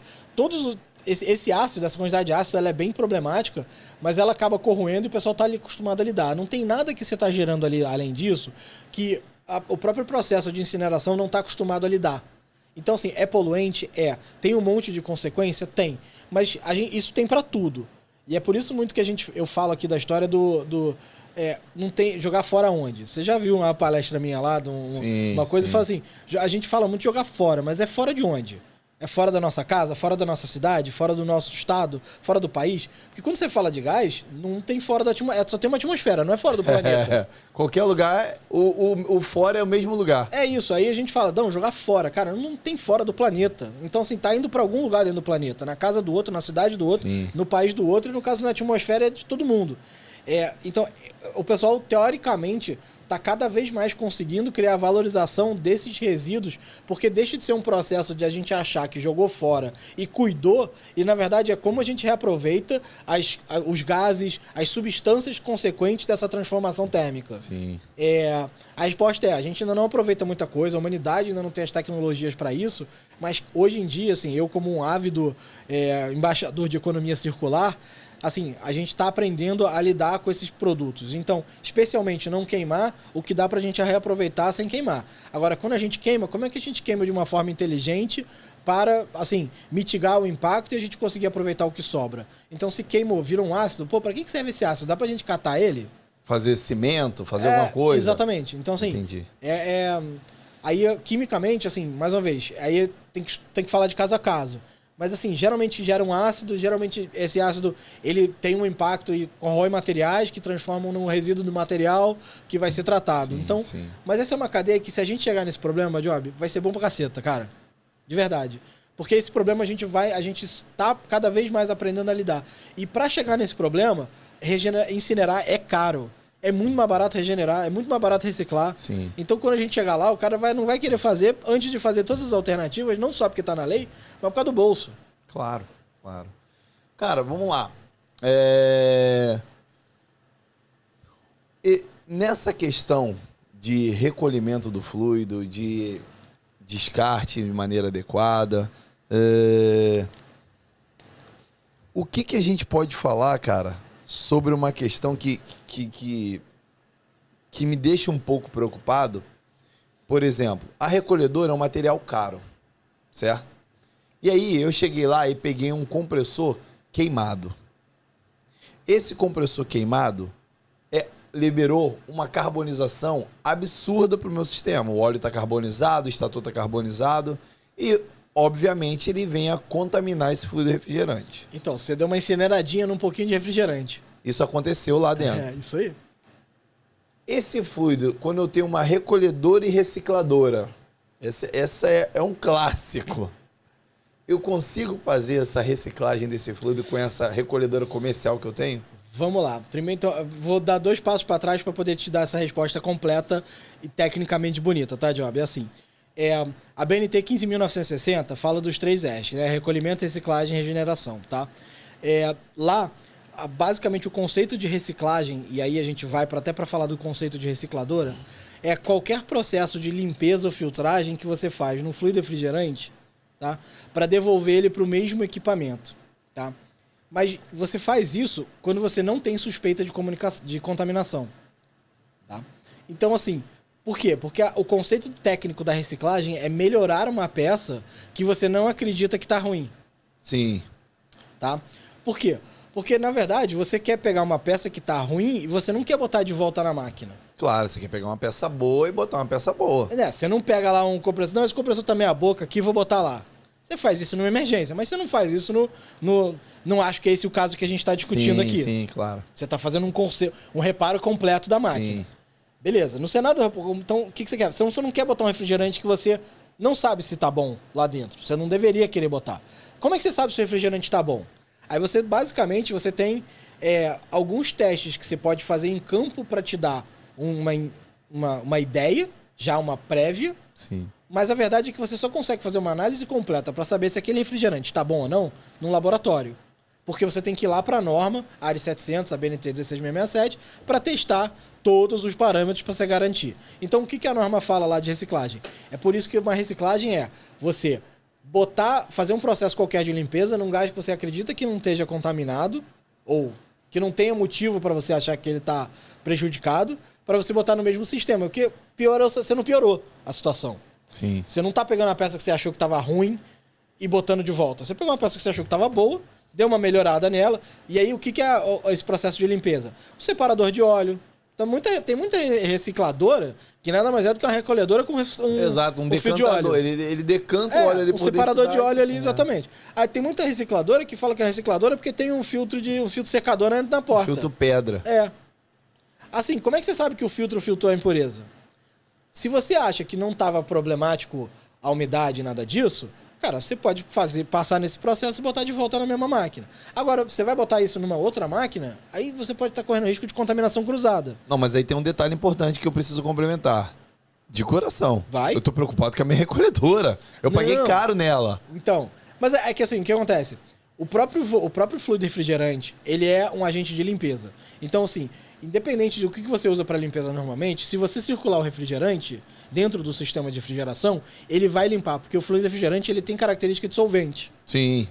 Por isso que o óleo fica diluído Mas nele. contaminei ele, né? Tudo bem. Eu sei, mas se você, à medida que você continua usando a recolhedora, o próprio fluido que você vai utilizar, ele vai limpar aquele sistema e tirar aquela contaminação. Mas aí eu preciso, de fato, descartar ele então e te entregar lá para tu fazer o tratamento adequado. Isso porque aí. eu não posso...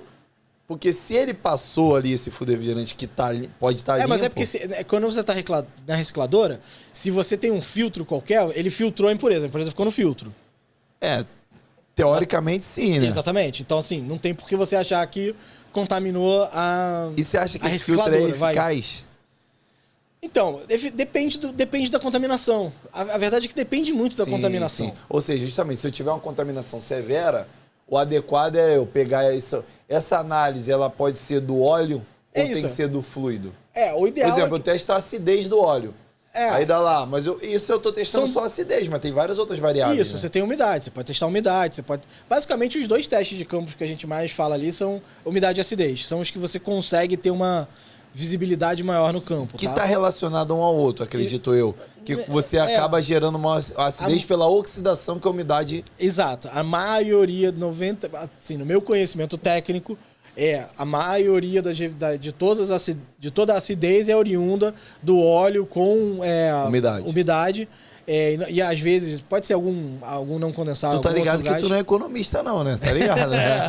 Então, não mete essa não, tu é economista já é ano de estrada. Se bem que é o seguinte, ele tem mais dinheiro do que gás, então ele é um economista. Não, é verdade. Queria muito que fosse o caso, Job, vou chegar lá. Mas é assim, cara, essa acidez provocada pela mistura geralmente vem da umidade, então elas estão correlacionadas. Geralmente quando você tem acidez, você tem umidade. Nem sempre quando você tem umidade, você tem acidez. Geralmente a acidez é a umidade ao longo do tempo sendo comprimida junto com o lubrificante e o gás que vai gerar esse tipo de problema. Esse é o caso mais comum em todos eles. Então, assim, a recicladora, né? A gente tava tentando não esquecer a pergunta original pra gente não viajar na maionese. Se ela, de fato, consegue limpar. Se eu tiver uma queima severa, a dica é, faça uma análise. Se eu tiver algo que eu vou fazer uma reoperação e tiver uma suspeita, ela pode fazer o papel dela. Ela pode fazer o papel dela. A pergunta que você tem que se fazer é qual é a garantia que você quer ter ou dar para o seu cliente de que você está botando uma peça confiável de volta na máquina. Ou seja, eu teria que pegar esse fluido, mesmo que aparentemente seja bom, e fazer uma análise nele também. Porque, de novo, qual é o nível de confiabilidade que você dá em todas as outras peças que você faz? Você precisa examinar elas. Então, precisa testar um termostato, precisa testar um compressor. Qual é o nível de confiança? Qual é a sofisticação do serviço que você está fazendo? Entendo. Ou seja, é melhor você tirar essa carga e botar um fluido novo, porque se você quer essa confiabilidade. É isso. Ou regenerado lá, ó. Exato. Filipão, é o seguinte, minha demanda vai demorar... Um gás com que você confia que está dentro do parâmetro que você quer entregar lá na máquina. Porque é uma peça de engenharia. Sim. É um produto químico que tem padrão de comportamento que precisa funcionar para respeitar o processo do equipamento, como ele foi fabricado. Se eu chegar hoje lá com 20 quilos de R410 e te entregar, eu tô com uma obra de 30 dias, eu consigo pegar esse fluido para usar na mesma obra, regenerado? Olha, na maioria das vezes, o que a gente faz a gente tem pronta entrega de gás que a gente já regenerou. Pode crer, tá? Então a gente tem um estoque que a gente gira para dar... Já tá na boca do caixa ali ouvindo a conversa. Exatamente. Aí basicamente a gente faz um encontro de contas, entende? Faz uma pré-análise. Porque o processo até de entrega, tá? Para não acho que é legal, de repente, o pessoal às vezes tem dúvida, mas você quando me manda gás, eu recebo lá e eu peso ele, tá? Só que eu não só peso ele, eu faço uma pré-análise. Eu verifico se o que você está me falando que está lá dentro é o que está lá dentro. Sim, pode ser. Nem todo cilindro rosa é 410. Exato. A gente não sabe o que está lá dentro. Eu confio em você, acho que você é um cara bacana, mas na verdade não faço só por uma questão de desconfiança, faço uma coisa de licenciamento. Eu não tenho discernimento. O mais bacana que eu possa ser, às vezes eu não sei. Até por causa da minha licença e do risco, porque você pode de repente estar me entregando lá um fluido que você achou que era 410 você recolheu, mas o cara que fez lá, alguém, Zé Pilantra, botou lá um GLP. Já aconteceu, tá? Sim, acredito. Gás de cozinha. Acredito. Aí o cara achou que tava me destinando 22 e era gás de cozinha. Tá? Já aconteceu. Não fui eu, só deixa claro. Lógico, isso aí, pelo tá? amor de Deus, não foi o Job. O Job só mandou gás bom. Não, mas é verdade, assim, já aconteceu no passado.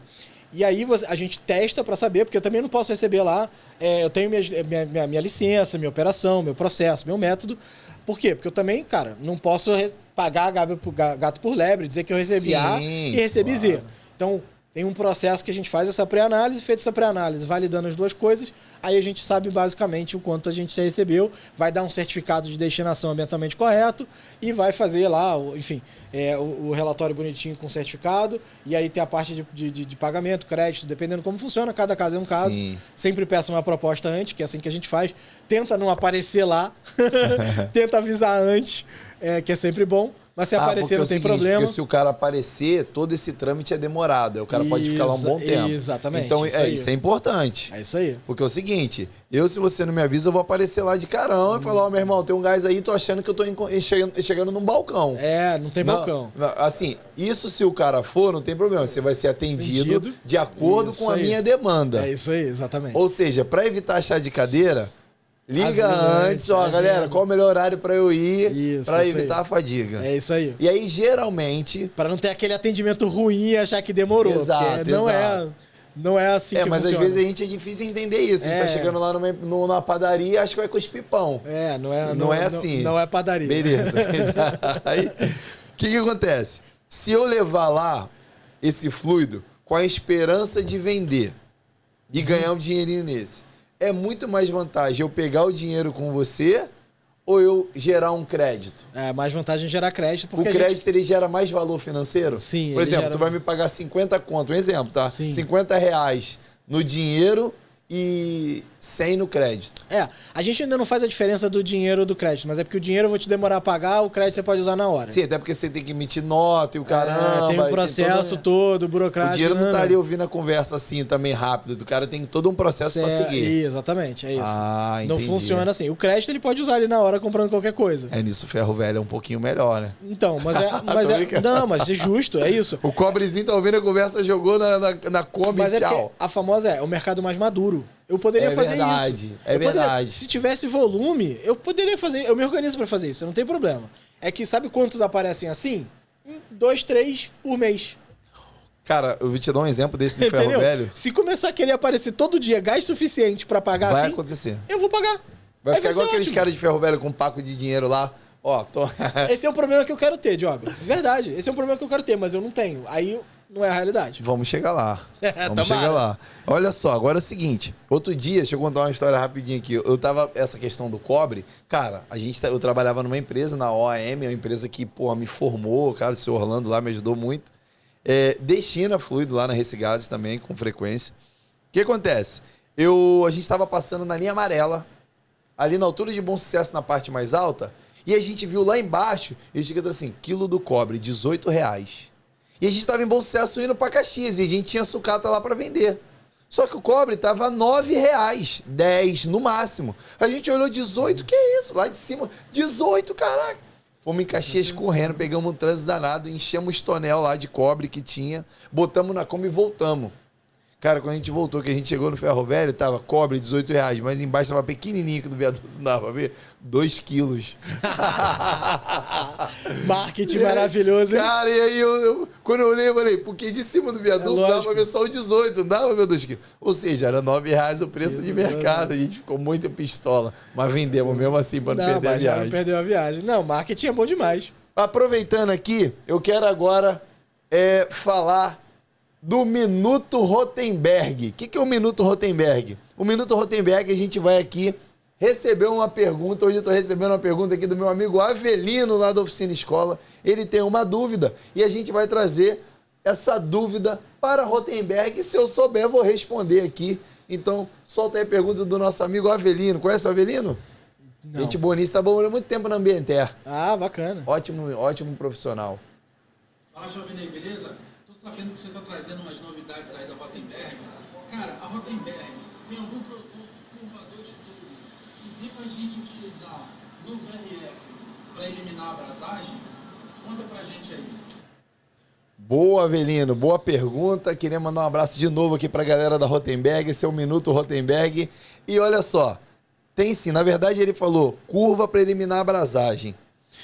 E vamos falar de abrasagem para ver o que ele impacta no fluido também, isso é um assunto bom, hein? É bom. E aí, olha só, ali ele mostrou o VRF e de fato ali os tubos são de maiores diâmetro, 1 em 3/8, 1 em 5/8, são tubos maiores, mais rígidos. E ali o cara tem que brasar, ele tem que soldar a curva de 90 graus, o joelhinho ali, e isso é um transtorno. Para tubos menores, a gente usa o curvador, a catraca ou o curvador manual e curva. Tubos maiores de 1 em 3/8 e 1 em 5/8, a Rotenberg tem uma ferramenta chamada Robend 4000. É incrível essa ferramenta. Ela curva tubo de até 1 em 5/8 com um tubo rígido, parede 1,16 em diâmetros maiores. Então, em breve vai ter na Oficina Escola uma Robend 4000. Então, sim, Vilas, a Rotenberg tem uma ferramenta incrível que você faz toda aquela curvatura ali sem precisar abrasar, né? Sem precisar realizar essa abrasagem, evitando o transtorno. Então você pode conformar o tubo, entrar ali e ter menos brasagem nessa tubulação. Então, ótima pergunta. Mais uma vez, obrigado pessoal da Rotenberg, o Minuto Rotenberg, e no próximo podcast a gente tem mais Minuto Rotenberg para falar de mais ferramentas. Inclusive, vou botar alguns vídeos da Alemanha depois, que vale muito a pena. Beleza? Voltando pro game aqui, pro assunto que interessa, pode falar, Felipão. Vou fazer mais um jabá da Rotenberg, porque, Claro. conheci a recolhedora deles numa feira. Excelente equipamento, super robusto, bem acabado, qualidade boa. Eu tenho um monte de testemunho de gente que usou e falou que é maravilhosa. Tô doido pra Rotenberg quiser fazer um estudo de caso lá de recolhedora na S-Gases, ó. Tamo aberto aí a conversar. Vamos levar a Rotenberg para Recigase. Alô, Tiagão, alô, Flávio, ó. Já temos aqui um parceiro bom e vamos tratar essa questão aí do fluido refrigerante. É uma causa que, inclusive, eu já falei isso com o Felipe, a gente está aqui com a ajuda dele, claro, porque isso tem um investimento da Recigases, né? A Oficina Escola vai se tornar um ponto de recolhimento de fluido refrigerante, tá certo? Tá certíssimo. Um ponto de recolhimento. Então, qualquer refrigerista hoje do Rio de Janeiro que quiser, de maneira voluntária, com a Recigases, doando o equipamento, Do ano que eu digo no sentido emprestado. Calma, Filipão, tá? Consignando o equipamento ali e o cilindro, e você que é instalador vai poder passar lá na escola e destinar esse fluido. O Filipão vai dar um treinamento pra gente lá para como operar, segurança, tudo que a gente tem que fazer, e a gente vai armazenando e vai botar esse fluido lá na Recigases de maneira voluntária. Então, a Oficina Escola e a Recigases estão se juntando para criar mais um ponto de recolhimento, de descarte de fluido para todo o mercado carioca aqui. Então, obrigado, Filipão. Obrigado Acho que é uma iniciativa única essa, né? É, única. Acho que assim, isso que é aquilo que a gente estava falando mais cedo, Joab. É você entrando na fila da solução, disponibilizando aí o teu tempo, a tua equipe, o teu espaço para mais um lugar para a gente achar o pessoal poder jogar fora o refrigerante, né? Fora de onde? É fora do cilindro deles e dentro do cilindro que vai para o descarte correto. Para ter a destinação correta. Legal. E aí a gente vai aí nessa parceria achar todo o mecanismo para dar rastreabilidade, para dar transparência para o pessoal, ajudar eles a entenderem, a gente descobrir quais são os desafios e como é que a gente faz para isso escalar, replicar e começar a ser um exemplo aí para mais gente que queira fazer a mesma coisa. Só pra você então, ter uma muito ideia. obrigado e parabéns pela sua iniciativa e por botar em prática o que você fala. Obrigado, cara. Eu fico feliz e assim, eu fico muito feliz de poder ser um elo para iniciar esse trabalho e que venham mais oficinas, escolas que possam começar a cuidar disso. Então, assim, é um propósito que a gente tem. E é um propósito mesmo, porque é uma dor que a gente tem, não é para fazer marketing, nada disso não. A gente tem isso na nossa vida. A gente quer poder responder, né, Diogo? Porque o aluno, cara, tá precisando também. É isso. Eu tive 1.500 alunos lá no período de um ano, 1.500 alunos presenciais. Então, assim, se cada um destinar 1 quilo de fluido refrigerante, a gente tá falando de 1,5 toneladas. É isso. E a galera talvez não tenha a mesma noção do impacto ambiental, porque tem muita gente que não acredita. Aquecimento global, camada de ozônio, dane-se. Eu falo, tudo bem, não acredito, não precisa acreditar. Eu já falei isso, não me julga não, tá? Não, mas cara, tá tudo bem, cada um pode acreditar no que quiser, bicho. Tem gente que acredita em tudo quanto é coisa. Eu acho que cada um tem o direito de acreditar no que quiser. Eu tinha essa crença, mas eu até brincava assim, eu falava, não, meu irmão, eu não trabalho no Greenpeace, eu tô preocupado com a performance da máquina. É óbvio que eu tô preocupado ainda com a performance da máquina, mas hoje tá me despertando um entendimento. Eu não sou ignorante a ponto de não recalcular minha rota e falar assim, putz, cara, eu acho que eu preciso dar mais exemplo, eu acho que eu preciso melhorar essa engrenagem. Eu acho que assim, de novo, o negócio da reciclagem, da destinação correta, faz sentido, como eu falei aqui no início, por 3 motivos. O ambiental, o técnico e o financeiro. Então é o seguinte, você não precisa acreditar no ambiental para continuar fazendo o técnico e o financeiro. Entendeu? Você não precisa nem acreditar no técnico para fazer o financeiro. Você tem 3 bons motivos. Agora, para quem acredita no ambiental, pra você ter uma ideia assim do como é que a gente calcula essa parte ambiental, cara, você pegar 2,5 kg de R22 e jogar fora, 2,5 kg de R22, 2,5 kg de R22 é o quê? Uns 4 splits? 5 splits? Residencial aí? Uns 800 gramas? Mais ou menos aí, sei lá, 800 gramas qualquer? Então, você joga fora aí esses 4, 5 splits que seja, jogar fora essa carga de 22 é o mesmo CO2, ou seja, o mesmo aquecimento global que é rodar 44 mil quilômetros de carro num carro 1.0 a gasolina. 44 mil dá pra... acho que a volta ao mundo é 22 mil. A volta ao mundo é 44 mil pela linha do Equador. Mil. Daqui no Japão que é 22 mil. Daqui no Japão. É 44 mil pela linha do Equador. É dar a volta ao mundo num carro 1.0 a gasolina, cara. Caralho. 2,5 kg de R22. É o mesmo CO2. É o mesmo aquecimento global. É o mesmo GWP que a gente chama na... Então já rodei o mundo sem rodar. Muita gente, irmão. Aí já volta no mundo, cara. É assim, 44 mil quilômetros. É fácil que o cara sabe quanto ele roda. O cara aí que eu tenho um carrinho aí que roda um pouquinho mais, roda o quê? Roda isso aí no ano mole. Agora, Filipão, deixa eu ver se eu consigo. Eu sei que tudo é muito técnico e muito... Tranquilo, vamos lá. Mas assim, eu queria ver se eu conseguia de uma maneira objetiva para de repente isso até gerar um conteúdo pra gente, gerar um corte. Cara, seguinte, como que eu sei, beleza? Como que eu sei se um fluido refrigerante dentro de um sistema está em condições de funcionar? Existe algum teste para fazer isso? Eu lembro que eu cheguei a orçar esse teste com você, achei bem interessante. Eu te fiz ali uma analogia com um exame de sangue, né? Como que um cara hoje sabe se o fluido que está dentro do sistema está em condições de operar ou não? Cara, é assim, ó. Primeiro que análise de fluido refrigerante é uma atividade laboratorial. Então, por quê? Porque os parâmetros que tem na norma, eles precisam de equipamentos laboratoriais para testar. Não dá para fazer lá. Não dá Esse é o pra fazer primeiro lá. ponto. Não dá pra fazer lá. Você tem referências que você pode falar, que nem a gente já falou aqui, que é ensaio de umidade, ensaio de acidez.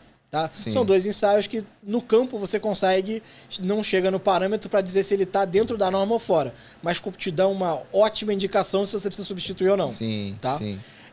A verdade é que a melhor coisa que você pode fazer para identificar isso é você entender o parâmetro a linha de base, né? O parâmetro de referência de desempenho do equipamento. Sim. E você tem 2 distinções. Quando você tem equipamentos de grande porte, e aí você vai falar de Chile, ou até o VRF, ou enfim, equipamentos que você tem uma carga, é uma estimativa, mas cada caso é um caso, tá?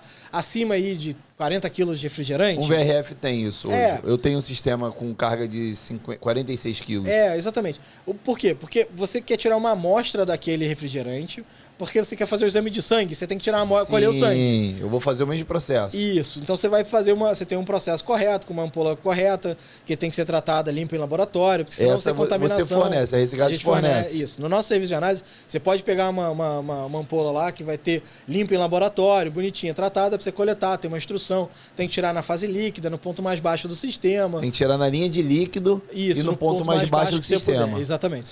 Porque justamente esse particulado tende a ficar na parte mais baixa e por densidade faz sentido você pegar lá. Exatamente. Então assim, eu vou na evaporadora mais baixa de um VRF lá na linha de líquido e tento... Esse é o ideal, depende do ponto de acesso que você tem também, né? Essa aqui é a grande dificuldade.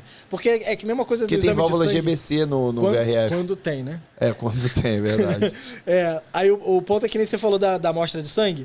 Não tem exame que pede pra você coletar sangue de manhã, em jejum, assado, cozido? A amostragem a coleta de amostra é muito importante você saber quando você está coletando, se você está pegando no ponto certo. Por quê? Porque se você pegar de um ponto, por exemplo, da linha de líquido, mas, sei lá, do lado ou dentro do acumulador de óleo, numa máquina. Sim. Sei lá, o VRF não tem. Cara, você vai pegar uma quantidade de óleo que está incompatível com o que tem lá. Sim. Aí o que eu vou analisar no laboratório vai falar, tem óleo pra caceta que tá errado isso. Nesse trecho do sistema, eu tive uma interferência pelo ponto que ele tá. Isso. Então é importante você conhecer o equipamento, saber que ponto de acesso você tem para essa amostragem ela ser saudável. E aí você coleta lá. A gente recomenda que seja uma amostra de 2 quilos, que é uma amostra bastante significativa. Por isso que a gente acha, a gente recomenda que tem que ser pelo menos uma carga significativa. Porque senão 2 quilos é muita coisa. Tu vai ter que parar o sistema para analisar o fluido. Exatamente. Aí se você vai fazer isso, é melhor recolher e já destinar. Porque se você tem suspeita, aí você já faz o procedimento. Em equipamentos menores, o que a gente recomenda realmente se você tem suspeita, cara, já recolhe e dá uma carga. Porque é rápido, é fácil, é simples. Se você tá nesse mundo, né? Nesse caso era preventivo. Eu gostaria de saber. Isso. Por exemplo, eu tinha 30 evaporadores lá dentro e troquei só as condensadoras, eu limpei o sistema. Na verdade, eu tinha curiosidade de saber se esse processo que eu fiz estava sendo válido. Perfeito. Era uma questão que eu queria ter a sensação de que o que eu fiz funcionou. Perfeito. Porque é o seguinte, eu tinha 2 condensadoras com 2 compressores cada um, que cada um custa 25 mil reais. Então, é legítimo porque aí é aquela questão de quanto vale a carga, quanto vale o processo de recolhimento, de recarga e substituição. É complexo e é caro? A análise ela se justifica. Entendeu? Sim. E a análise não é cara, a análise custa por volta de 500 reais. Tem um nome técnico essa análise, não tem? É ensaio de fluido refrigerante. Ensaio de fluido refrigerante. Não é um... Entendi. A gente chama de análise no dia a dia, mas assim... E é um equipamento bem específico. Tá, então porque assim, aí tem um parâmetro deles, na verdade, que você conheceu lá, que é o parâmetro de pureza. Que aí você precisa de um cromatógrafo. É o cromatógrafo. Isso, esse camarada aí. É que você precisa fazer um ensaio de pureza, ele é super específico e precisa de um cromatógrafo, que é um equipamento de laboratório, bem caro e tal. Tem um outro equipamento que não é tão caro, mas também é super técnico, que é o Carl Fischer, que mede umidade. Porque o critério de umidade lá no fluido refrigerante, a gente fala muito de umidade. Umidade é o maior inimigo do fluido refrigerante, deveria ser do refrigerista. Mas nem ele sempre é. Mas ele não sabe. O pessoal não reconhece, é um vilão disfarçado. É um inimigo íntimo. Que é o seguinte, o Carl Fischer é o que mede o ppm, que é partes por milhão de umidade. Sim. Então, na norma do refrigerante, acho que se não todos, a grande maioria dos refrigerantes, permite apenas 10 ppm de umidade no fluido refrigerante. Então, o que é 10 ppm? É 10 partes por milhão. Para dar uma ideia de qual é a quantidade, se você pegar 100 kg de refrigerante, 100 quilos. Pô, imagina quantas... Sim. São o quê? São 10 botijas, 9 botijas de, né, descartável daquela. Então, a quantidade grande de fluido refrigerante. Você só pode ter, no máximo, 20 gotinhas, aquela gotinha do remédio, que você põe né, aquele negocinho. Você pega 20 gotinhas de água em 100 quilos de refrigerante. É isso que é 10 ppm. Caralho. 20 gotinhas. Você pega 20 gotinhas de refrigerante, mistura em 100 quilos de refrigerante. Esse é o limite do que é permitido. Ou seja, se o pouca cara coisa. tiver contato do ar atmosférico com esse fluido, você já praticamente saturou o fluido. Então, muitas vezes sim. O que mitiga isso, na maioria das vezes, é que você sempre tem um filtro secador.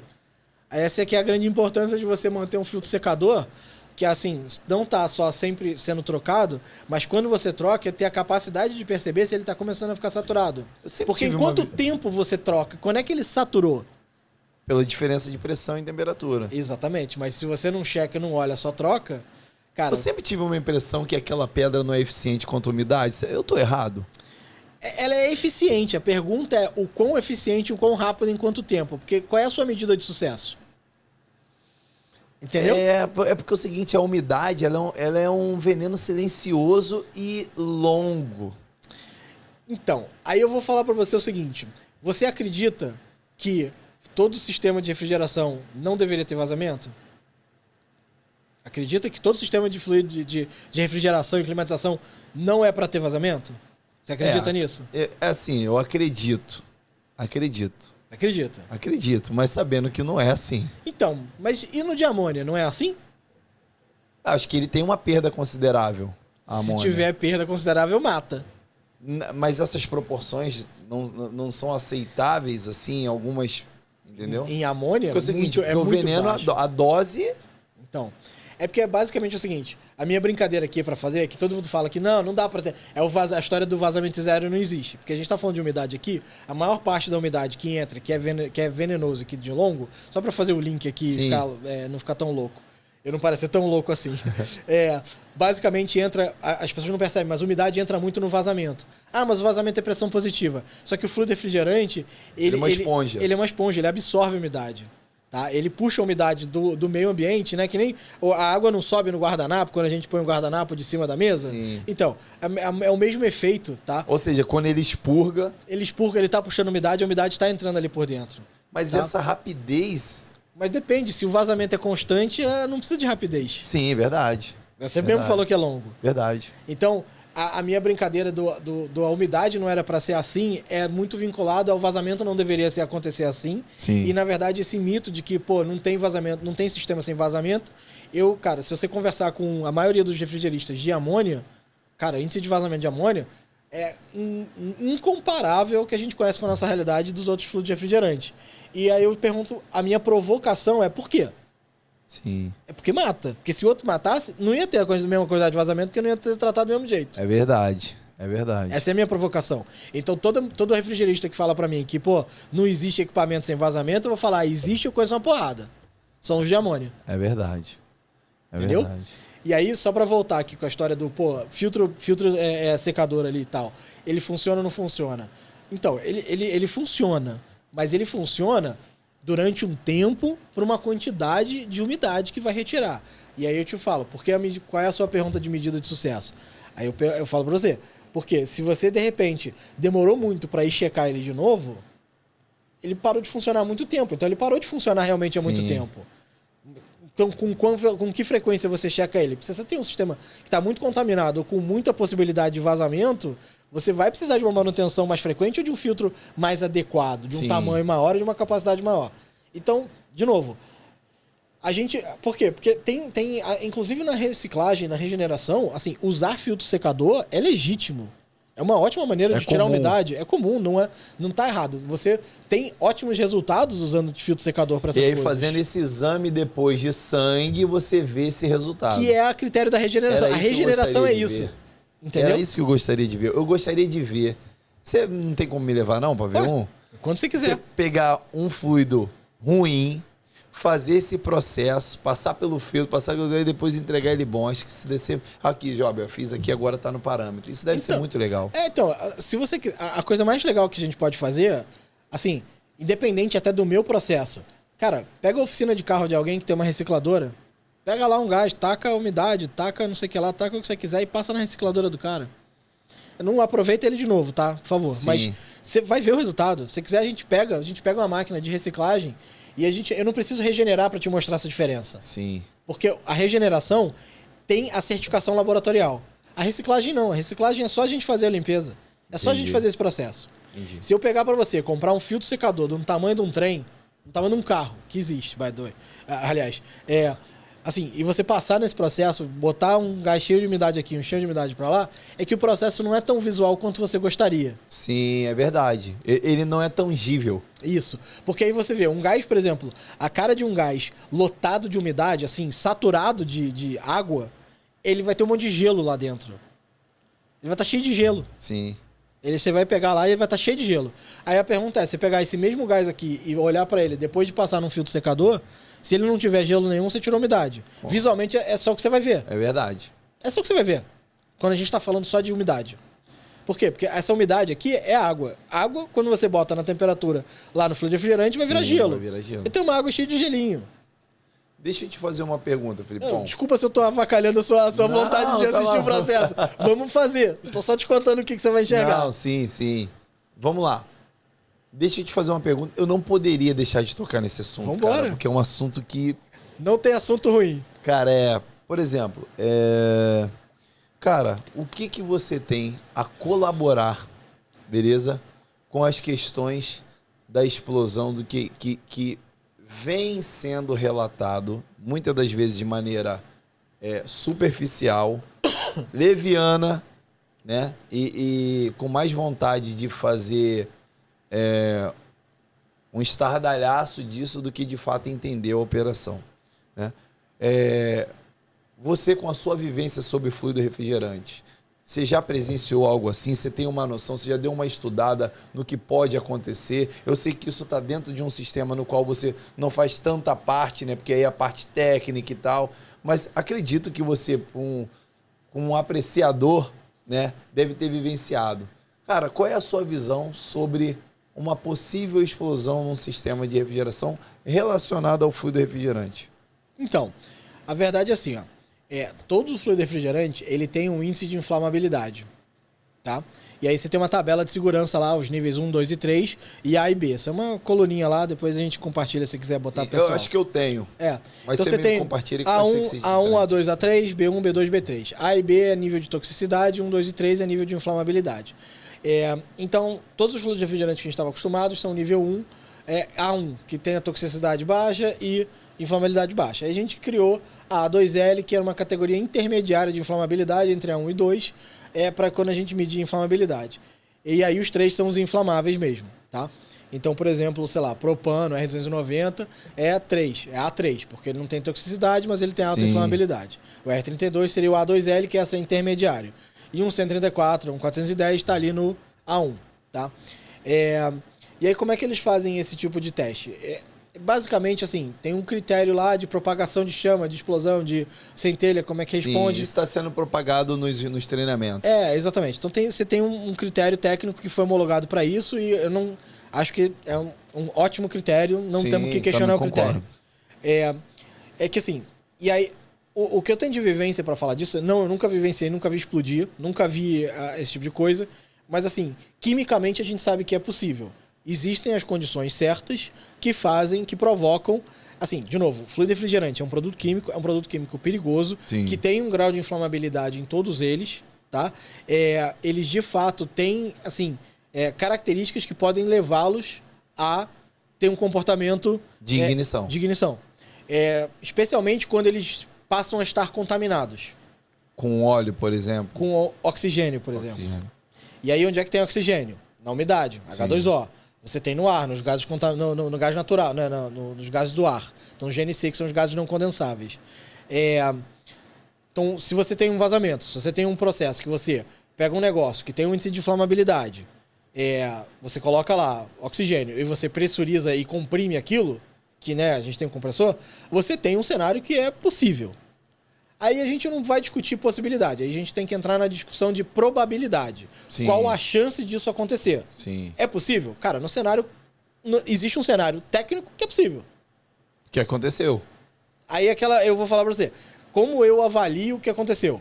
Cara, eu acho que assim, todo mundo tem responsabilidade do cliente à associação, ao técnico, ao fabricante.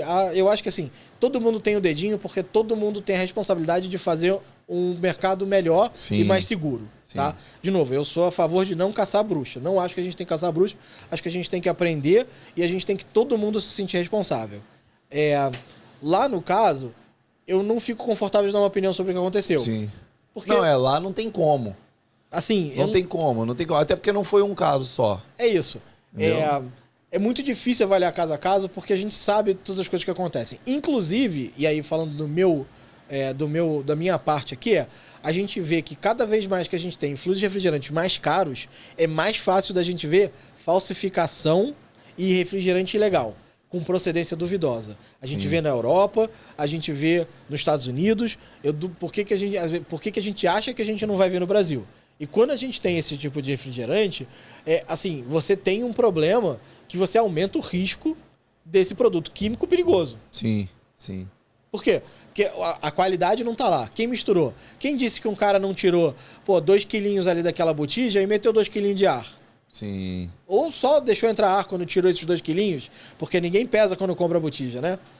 Então, assim, tem... Eu sei que isso assim, precisaria de uma análise para entender. E mesmo com essa análise o primeiro passo é entender que tá todo mundo tentando entender melhor isso. Então, assim, ninguém tem uma verdade absoluta sobre isso. E, assim, eu não tô falando de acidente. Eu tô falando do fato. Tipo assim, da possibilidade disso acontecer com alguém próximo. E aí, eu não sei se você chegou a acompanhar. É a famosa probabilidade de que isso vai acontecer do jeito que vai acontecer. Exato. E aí eu queria dividir com vocês as experiências que eu fiz, que de repente, com a tua visão de fluido refrigerante, pode ser que faça assim, pô, Job, faz sentido.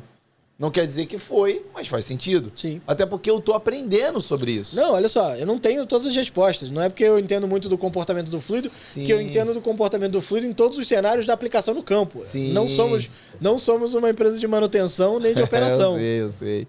E aí, o que a gente fez lá, cara? A primeira coisa que a gente defende aqui é sempre seguir as recomendações de cada fabricante. Né? Esse é o primeiro ponto. Então, assim, não tem discussão para isso. Se o fabricante fala não recolha o fluido refrigerante, você tem que seguir rigorosamente, porque o cara é o pai da criança. É isso aí. Ele elaborou o projeto, ele sabe onde a máquina dele vai, onde não vai. Os ensaios foram feitos em fábrica. Então... Construiu com que parâmetro, né? Exato. Com que pensamento. Então, assim, tá lá escrito, não recolhe o fluido refrigerante? Esquece, cara, não recolhe. Mas, por exemplo, vou dar um exemplo de uma empresa... Posso fazer uma parêntese só? Claro. Cara, inclusive, eu gostaria muito que a gente fizesse uma distinção. Esse negócio de recolher fluido refrigerante, eu brigo muito aqui na norma, na BNT. Eu também, aliás, tem mais um tema que eu faço parte que eu esqueci. A BNT CB 055, que é a comissão que cuida da parte de refrigeração lá na BNT, que é a Associação Brasileira de Normas Técnicas. Sim. A gente usa recolher quando a gente tira de dentro de um sistema e bota num cilindro. Sim. Recolher para dentro da própria máquina... Eu queria achar um nome melhor. Pop down. Manobra de refrigerante. A gente faz uma manobra, porque você tá tirando um lugar e botando outro. Mas você não tá tirando ele da máquina e botando num cilindro adequado, tá? É o termo que a gente usa lá tecnicamente. Ou seja, não é um recolhimento. É uma manobra... Exatamente. A refrigeração comercial usa um sistema pop-down de recolhimento para armazenar o fluido na condensadora. Exatamente, sem problema. Então isso já é feito. Isso. O cara só não usa uma solenoide igual na refrigeração comercial porque ele faz isso manualmente. O que a gente fez lá? A gente só tem 10 minutos, eu vou acelerar aqui. Tá.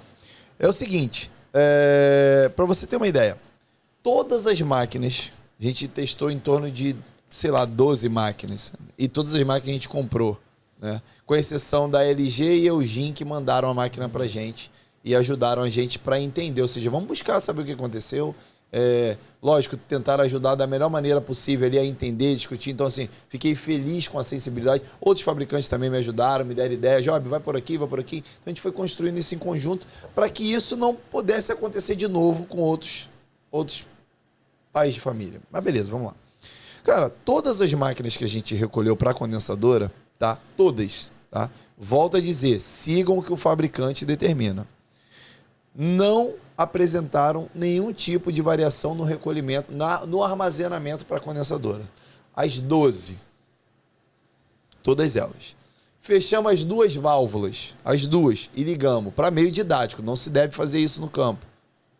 A máquina ficou funcionando porque quando você fecha a admissão e a compressão, a admissão e a linha de expansão, você tem um trabalho nulo. O compressor só comprime o que ele admite. Se ele não admite, ele não comprime nada. Então ele fica trabalhando nulo. No vazio ali, né? Em vazio. Tá ali. Ou numa carga baixíssima. Um ampere baixo, tudo ficou funcionando lá. Teve uma máquina que ficou 54 minutos rodando. Aí esse compressor ele pode danificar por falta de resfriamento. Porque a massa de fluido não está resfriando ele pode queimar. Beleza. Agora, toda vez, e aí às 12, 10 ou 12, não lembro o número exato, às 12, todas elas vieram a ter uma ruptura no compressor, uma explosão, quando eu tirei todo esse fluido refrigerante e liguei admitindo ar atmosférico. Todas, sem exceção.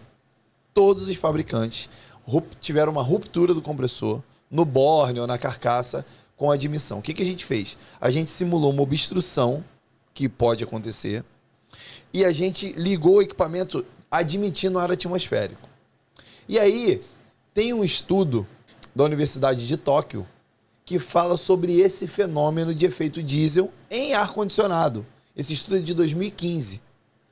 E aí, ele exatamente lá nos testes, cara, tem gráfico de pressão de mulher. Cara, eu não sei se já teve acesso a esse estudo. Não eu vou te encaminhar ele, porque eu acho que vai enriquecer muito. Vale, né? super. Esse estudo, ele diz que essa reação só é possível acontecer se tiver ar e refrigerante, não acontece. Se tiver ar, óleo e refrigerante, isso acontece. Por quê? Quando você tem esses 3 componentes ali, você tem uma alta temperatura do próprio compressor, beleza? Que faz sofrer uma ignição no óleo, que cria uma tríade e existe uma reação química gerada ali. Tanto é que teve um compressor que abriu igual uma camisa, cara. Explodiu mesmo. Eu botei esse vídeo. Não, faz todo sentido. Isso faz sentido? Faz todo sentido. Até porque, assim, eu não conheço todas as propriedades do próprio óleo, mas, assim, tem muitos óleos que são... tem um índice de inflamabilidade, né? Sim. Você consegue botar fogo no óleo. Então, assim, você está botando mais um componente que está somando ali nessa circunstância.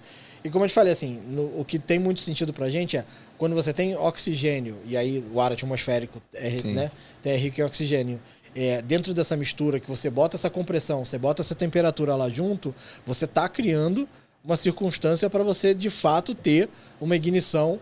É atípico isso, não se deve fazer, né? Você tem que tomar esse cuidado. É porque o ponto é, quando que você tem um volume de oxigênio, quando que faz sentido ter um volume de oxigênio lá dentro desse sistema? Não faz. E à medida que você tem esse calor e você tem essa...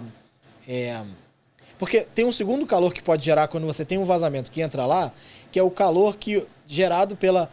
depois que a acidez começa a corroer a capa o protetor térmico do compressor, você começa a expor mais ainda, ele não tem mais aquela proteção. Então, você começa a ter um curto. Concorda? Sim. Então, se você tem a umidade que está entrando, que está dando aquela acidez, porque a umidade não parou quando a acidez girou. Ela converteu, mas ela continua entrando. Sim. Então, você corrói aquela proteção, você gera um curto. Esse curto não é necessariamente uma faísca imediata, mas ela piora a temperatura. Sim.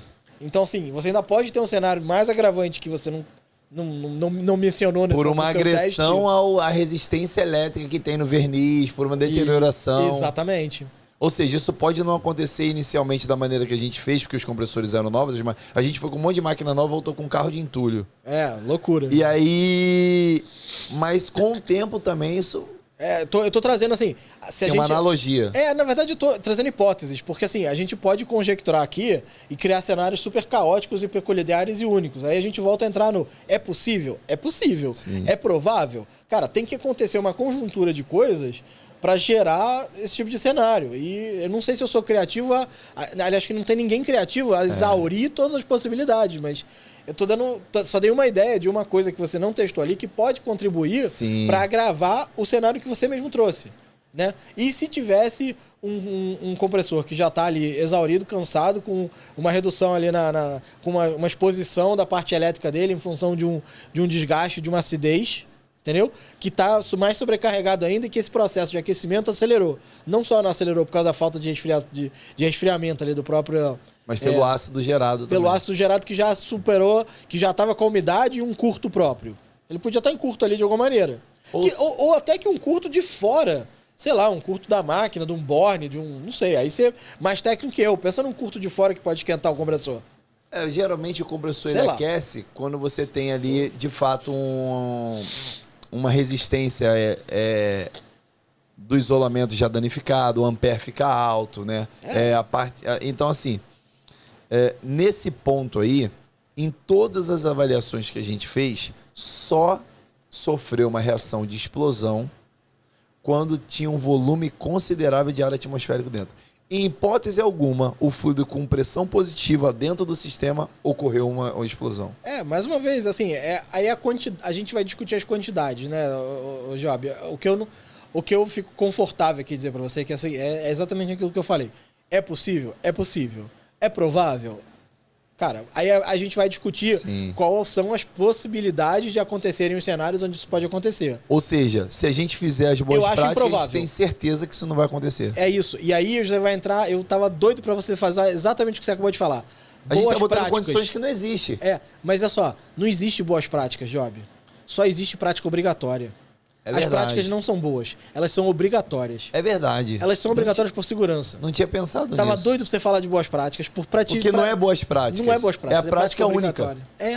E não interessa se o refrigerante é A2L, Pô, isso é verdade, cara. A3, isso é verdade. A0. Cara, não é boa. É obrigatória. É obrigatória pra quem tá fazendo certo, pra quem quer se proteger, sabe? Pra quem tá preocupado em fazer com segurança.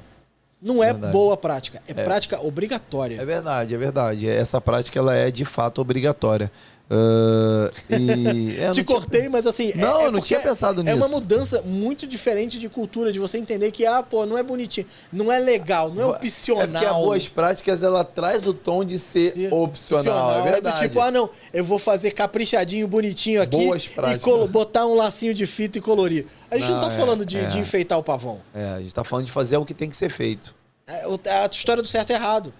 Como deveria, como o fabricante manda. Sim. Como o projeto de engenharia tem que respeitar. Com as características do comportamento do negócio. É verdade. Entendeu? Cara... Desculpa. Não, tá maluco? Foi um baita de um. Não, ele tá doido. Cara, muito feliz que você veio aqui, cara. A gente tá terminando o nosso tempo aí. Adorei o bate-papo. Né, cara, foi bem legal, bem produtivo. A gente pode lançar um segundo episódio aí, né? Vamos ver o que repercute aí, a gente traz de volta. Então assim, obrigado a todos que estão aí com a gente. Obrigado mais uma vez a Rotenberg, a Armacel. A Oficina Escola, em parceria com a Recigases, vai ser um ponto de coleta para todos os instaladores do Rio de Janeiro. Essa é a nossa contribuição. A contribuição de um influenciador de ar-condicionado. Um influencer está tentando ajudar. E a Recigases também. Então, obrigado, cara, por estreitar essa parceria aí. A Oficina Escola está de casas abertas para poder qualquer tipo de ação que a Recigases quiser fazer em relação a treinamento, a boas práticas, folheto de orientação, cartilha, o que você achar melhor. Eu sou um braço dessa melhoria. Eu não vou parar de tentar melhorar isso. Eu não vou parar de tentar botar na cabeça do cara que ele tem que se qualificar, que através da educação ele pode mudar a realidade da família dele. E, cara, hoje você contribuiu muito para isso, pra gente despertar isso. Então, deixe suas considerações finais pra galera aí, deixe seu recado se você quiser, faz o seu jabá, a casa é sua, meu irmão. Obrigado, Job. Olha, cara, obrigado, eu fico tocado pelo seu carinho de sempre, assim, obrigado pelo espaço. Você é um cara que acho que traz uma mensagem incrível e não só traz uma mensagem, você traz uma ação. Eu acho que a coisa que a gente mais precisa para mudar a nossa realidade é a gente agir, e a gente agir diferente. Porque se a gente continuar agindo do mesmo jeito que a gente sempre agiu, a gente não vai a lugar nenhum, a gente só vai chegar no mesmo lugar que a gente já foi. Então, assim, é mudando a nossa cultura, entendendo que, assim, as práticas para a gente poder fazer um futuro melhor é ensinar o nosso cliente a contratar melhor, a gente empacotar, assim, entender o valor que é a gente fazer as coisas melhor, pensar no meio ambiente, pensar no nosso bolso, entender que fluido refrigerante é uma peça e não consumível, que precisa de manutenção e precisa de carinho, não é para sair jogando fora. Não deu para jogar fora, tudo bem, vamos tentar. Como é que você pode tentar da próxima vez? Sim. Como é que viabiliza da próxima vez? E a Resigases está aqui para isso, eu tô aqui para isso, assim, é trazer esse propósito de mudar a cabeça e o mercado de refrigeração e como ele atua em relação ao fluido refrigerante. Eu acho que a gente precisa dessa mudança cultural, ela é fundamental para a gente evoluir e ter um mercado mais seguro, mais maduro e que a gente está assim, mais protegido de as influências dos fabricantes e de cada fabricante individualmente e dos vendedores e das lojas, porque a gente fica mais dono do processo. A regeneração empodera, né, o técnico refrigerista a ter mais controle sobre o que ele está fazendo com o fluido refrigerante e, consequente, com o equipamento. O pessoal fica muito cego com o fluido refrigerante, acredita na maioria das historinhas e, assim, cara, é uma peça-chave do sistema de refrigeração. Sim. Não tem eficiência energética, não tem saúde, não vai entregar o frio que precisa. Do cara que quer fazer certo, se ele não entender de fluido refrigerante, ele não vai chegar onde ele quer. Então, recado dado, longo, tô aqui, acha a gente, Resigases, @Resigases, marca depois a gente depois. Quiser saber um pouco mais, entra no nosso site, www.resigases.com. Obrigado mais uma vez, desculpa o recado longo. Tá doido, a casa é sua. Volto quando você quiser, obrigado pela oficina, tamo lá, conta com o pessoal. Pessoal, vai lá se precisar descartar, oficina escola lá do Job. Vai tá lá. E é isso. Obrigado, Felipão. Um abraço, cara. E até o próximo episódio, galera. Estamos aqui com o apoio da Armacel, da Rotenberg, Oficina Escola, Resigases. Então, é um prazer bater esse papo, levar muito conteúdo para vocês aí. E até o próximo episódio. Episódio 01. Valeu!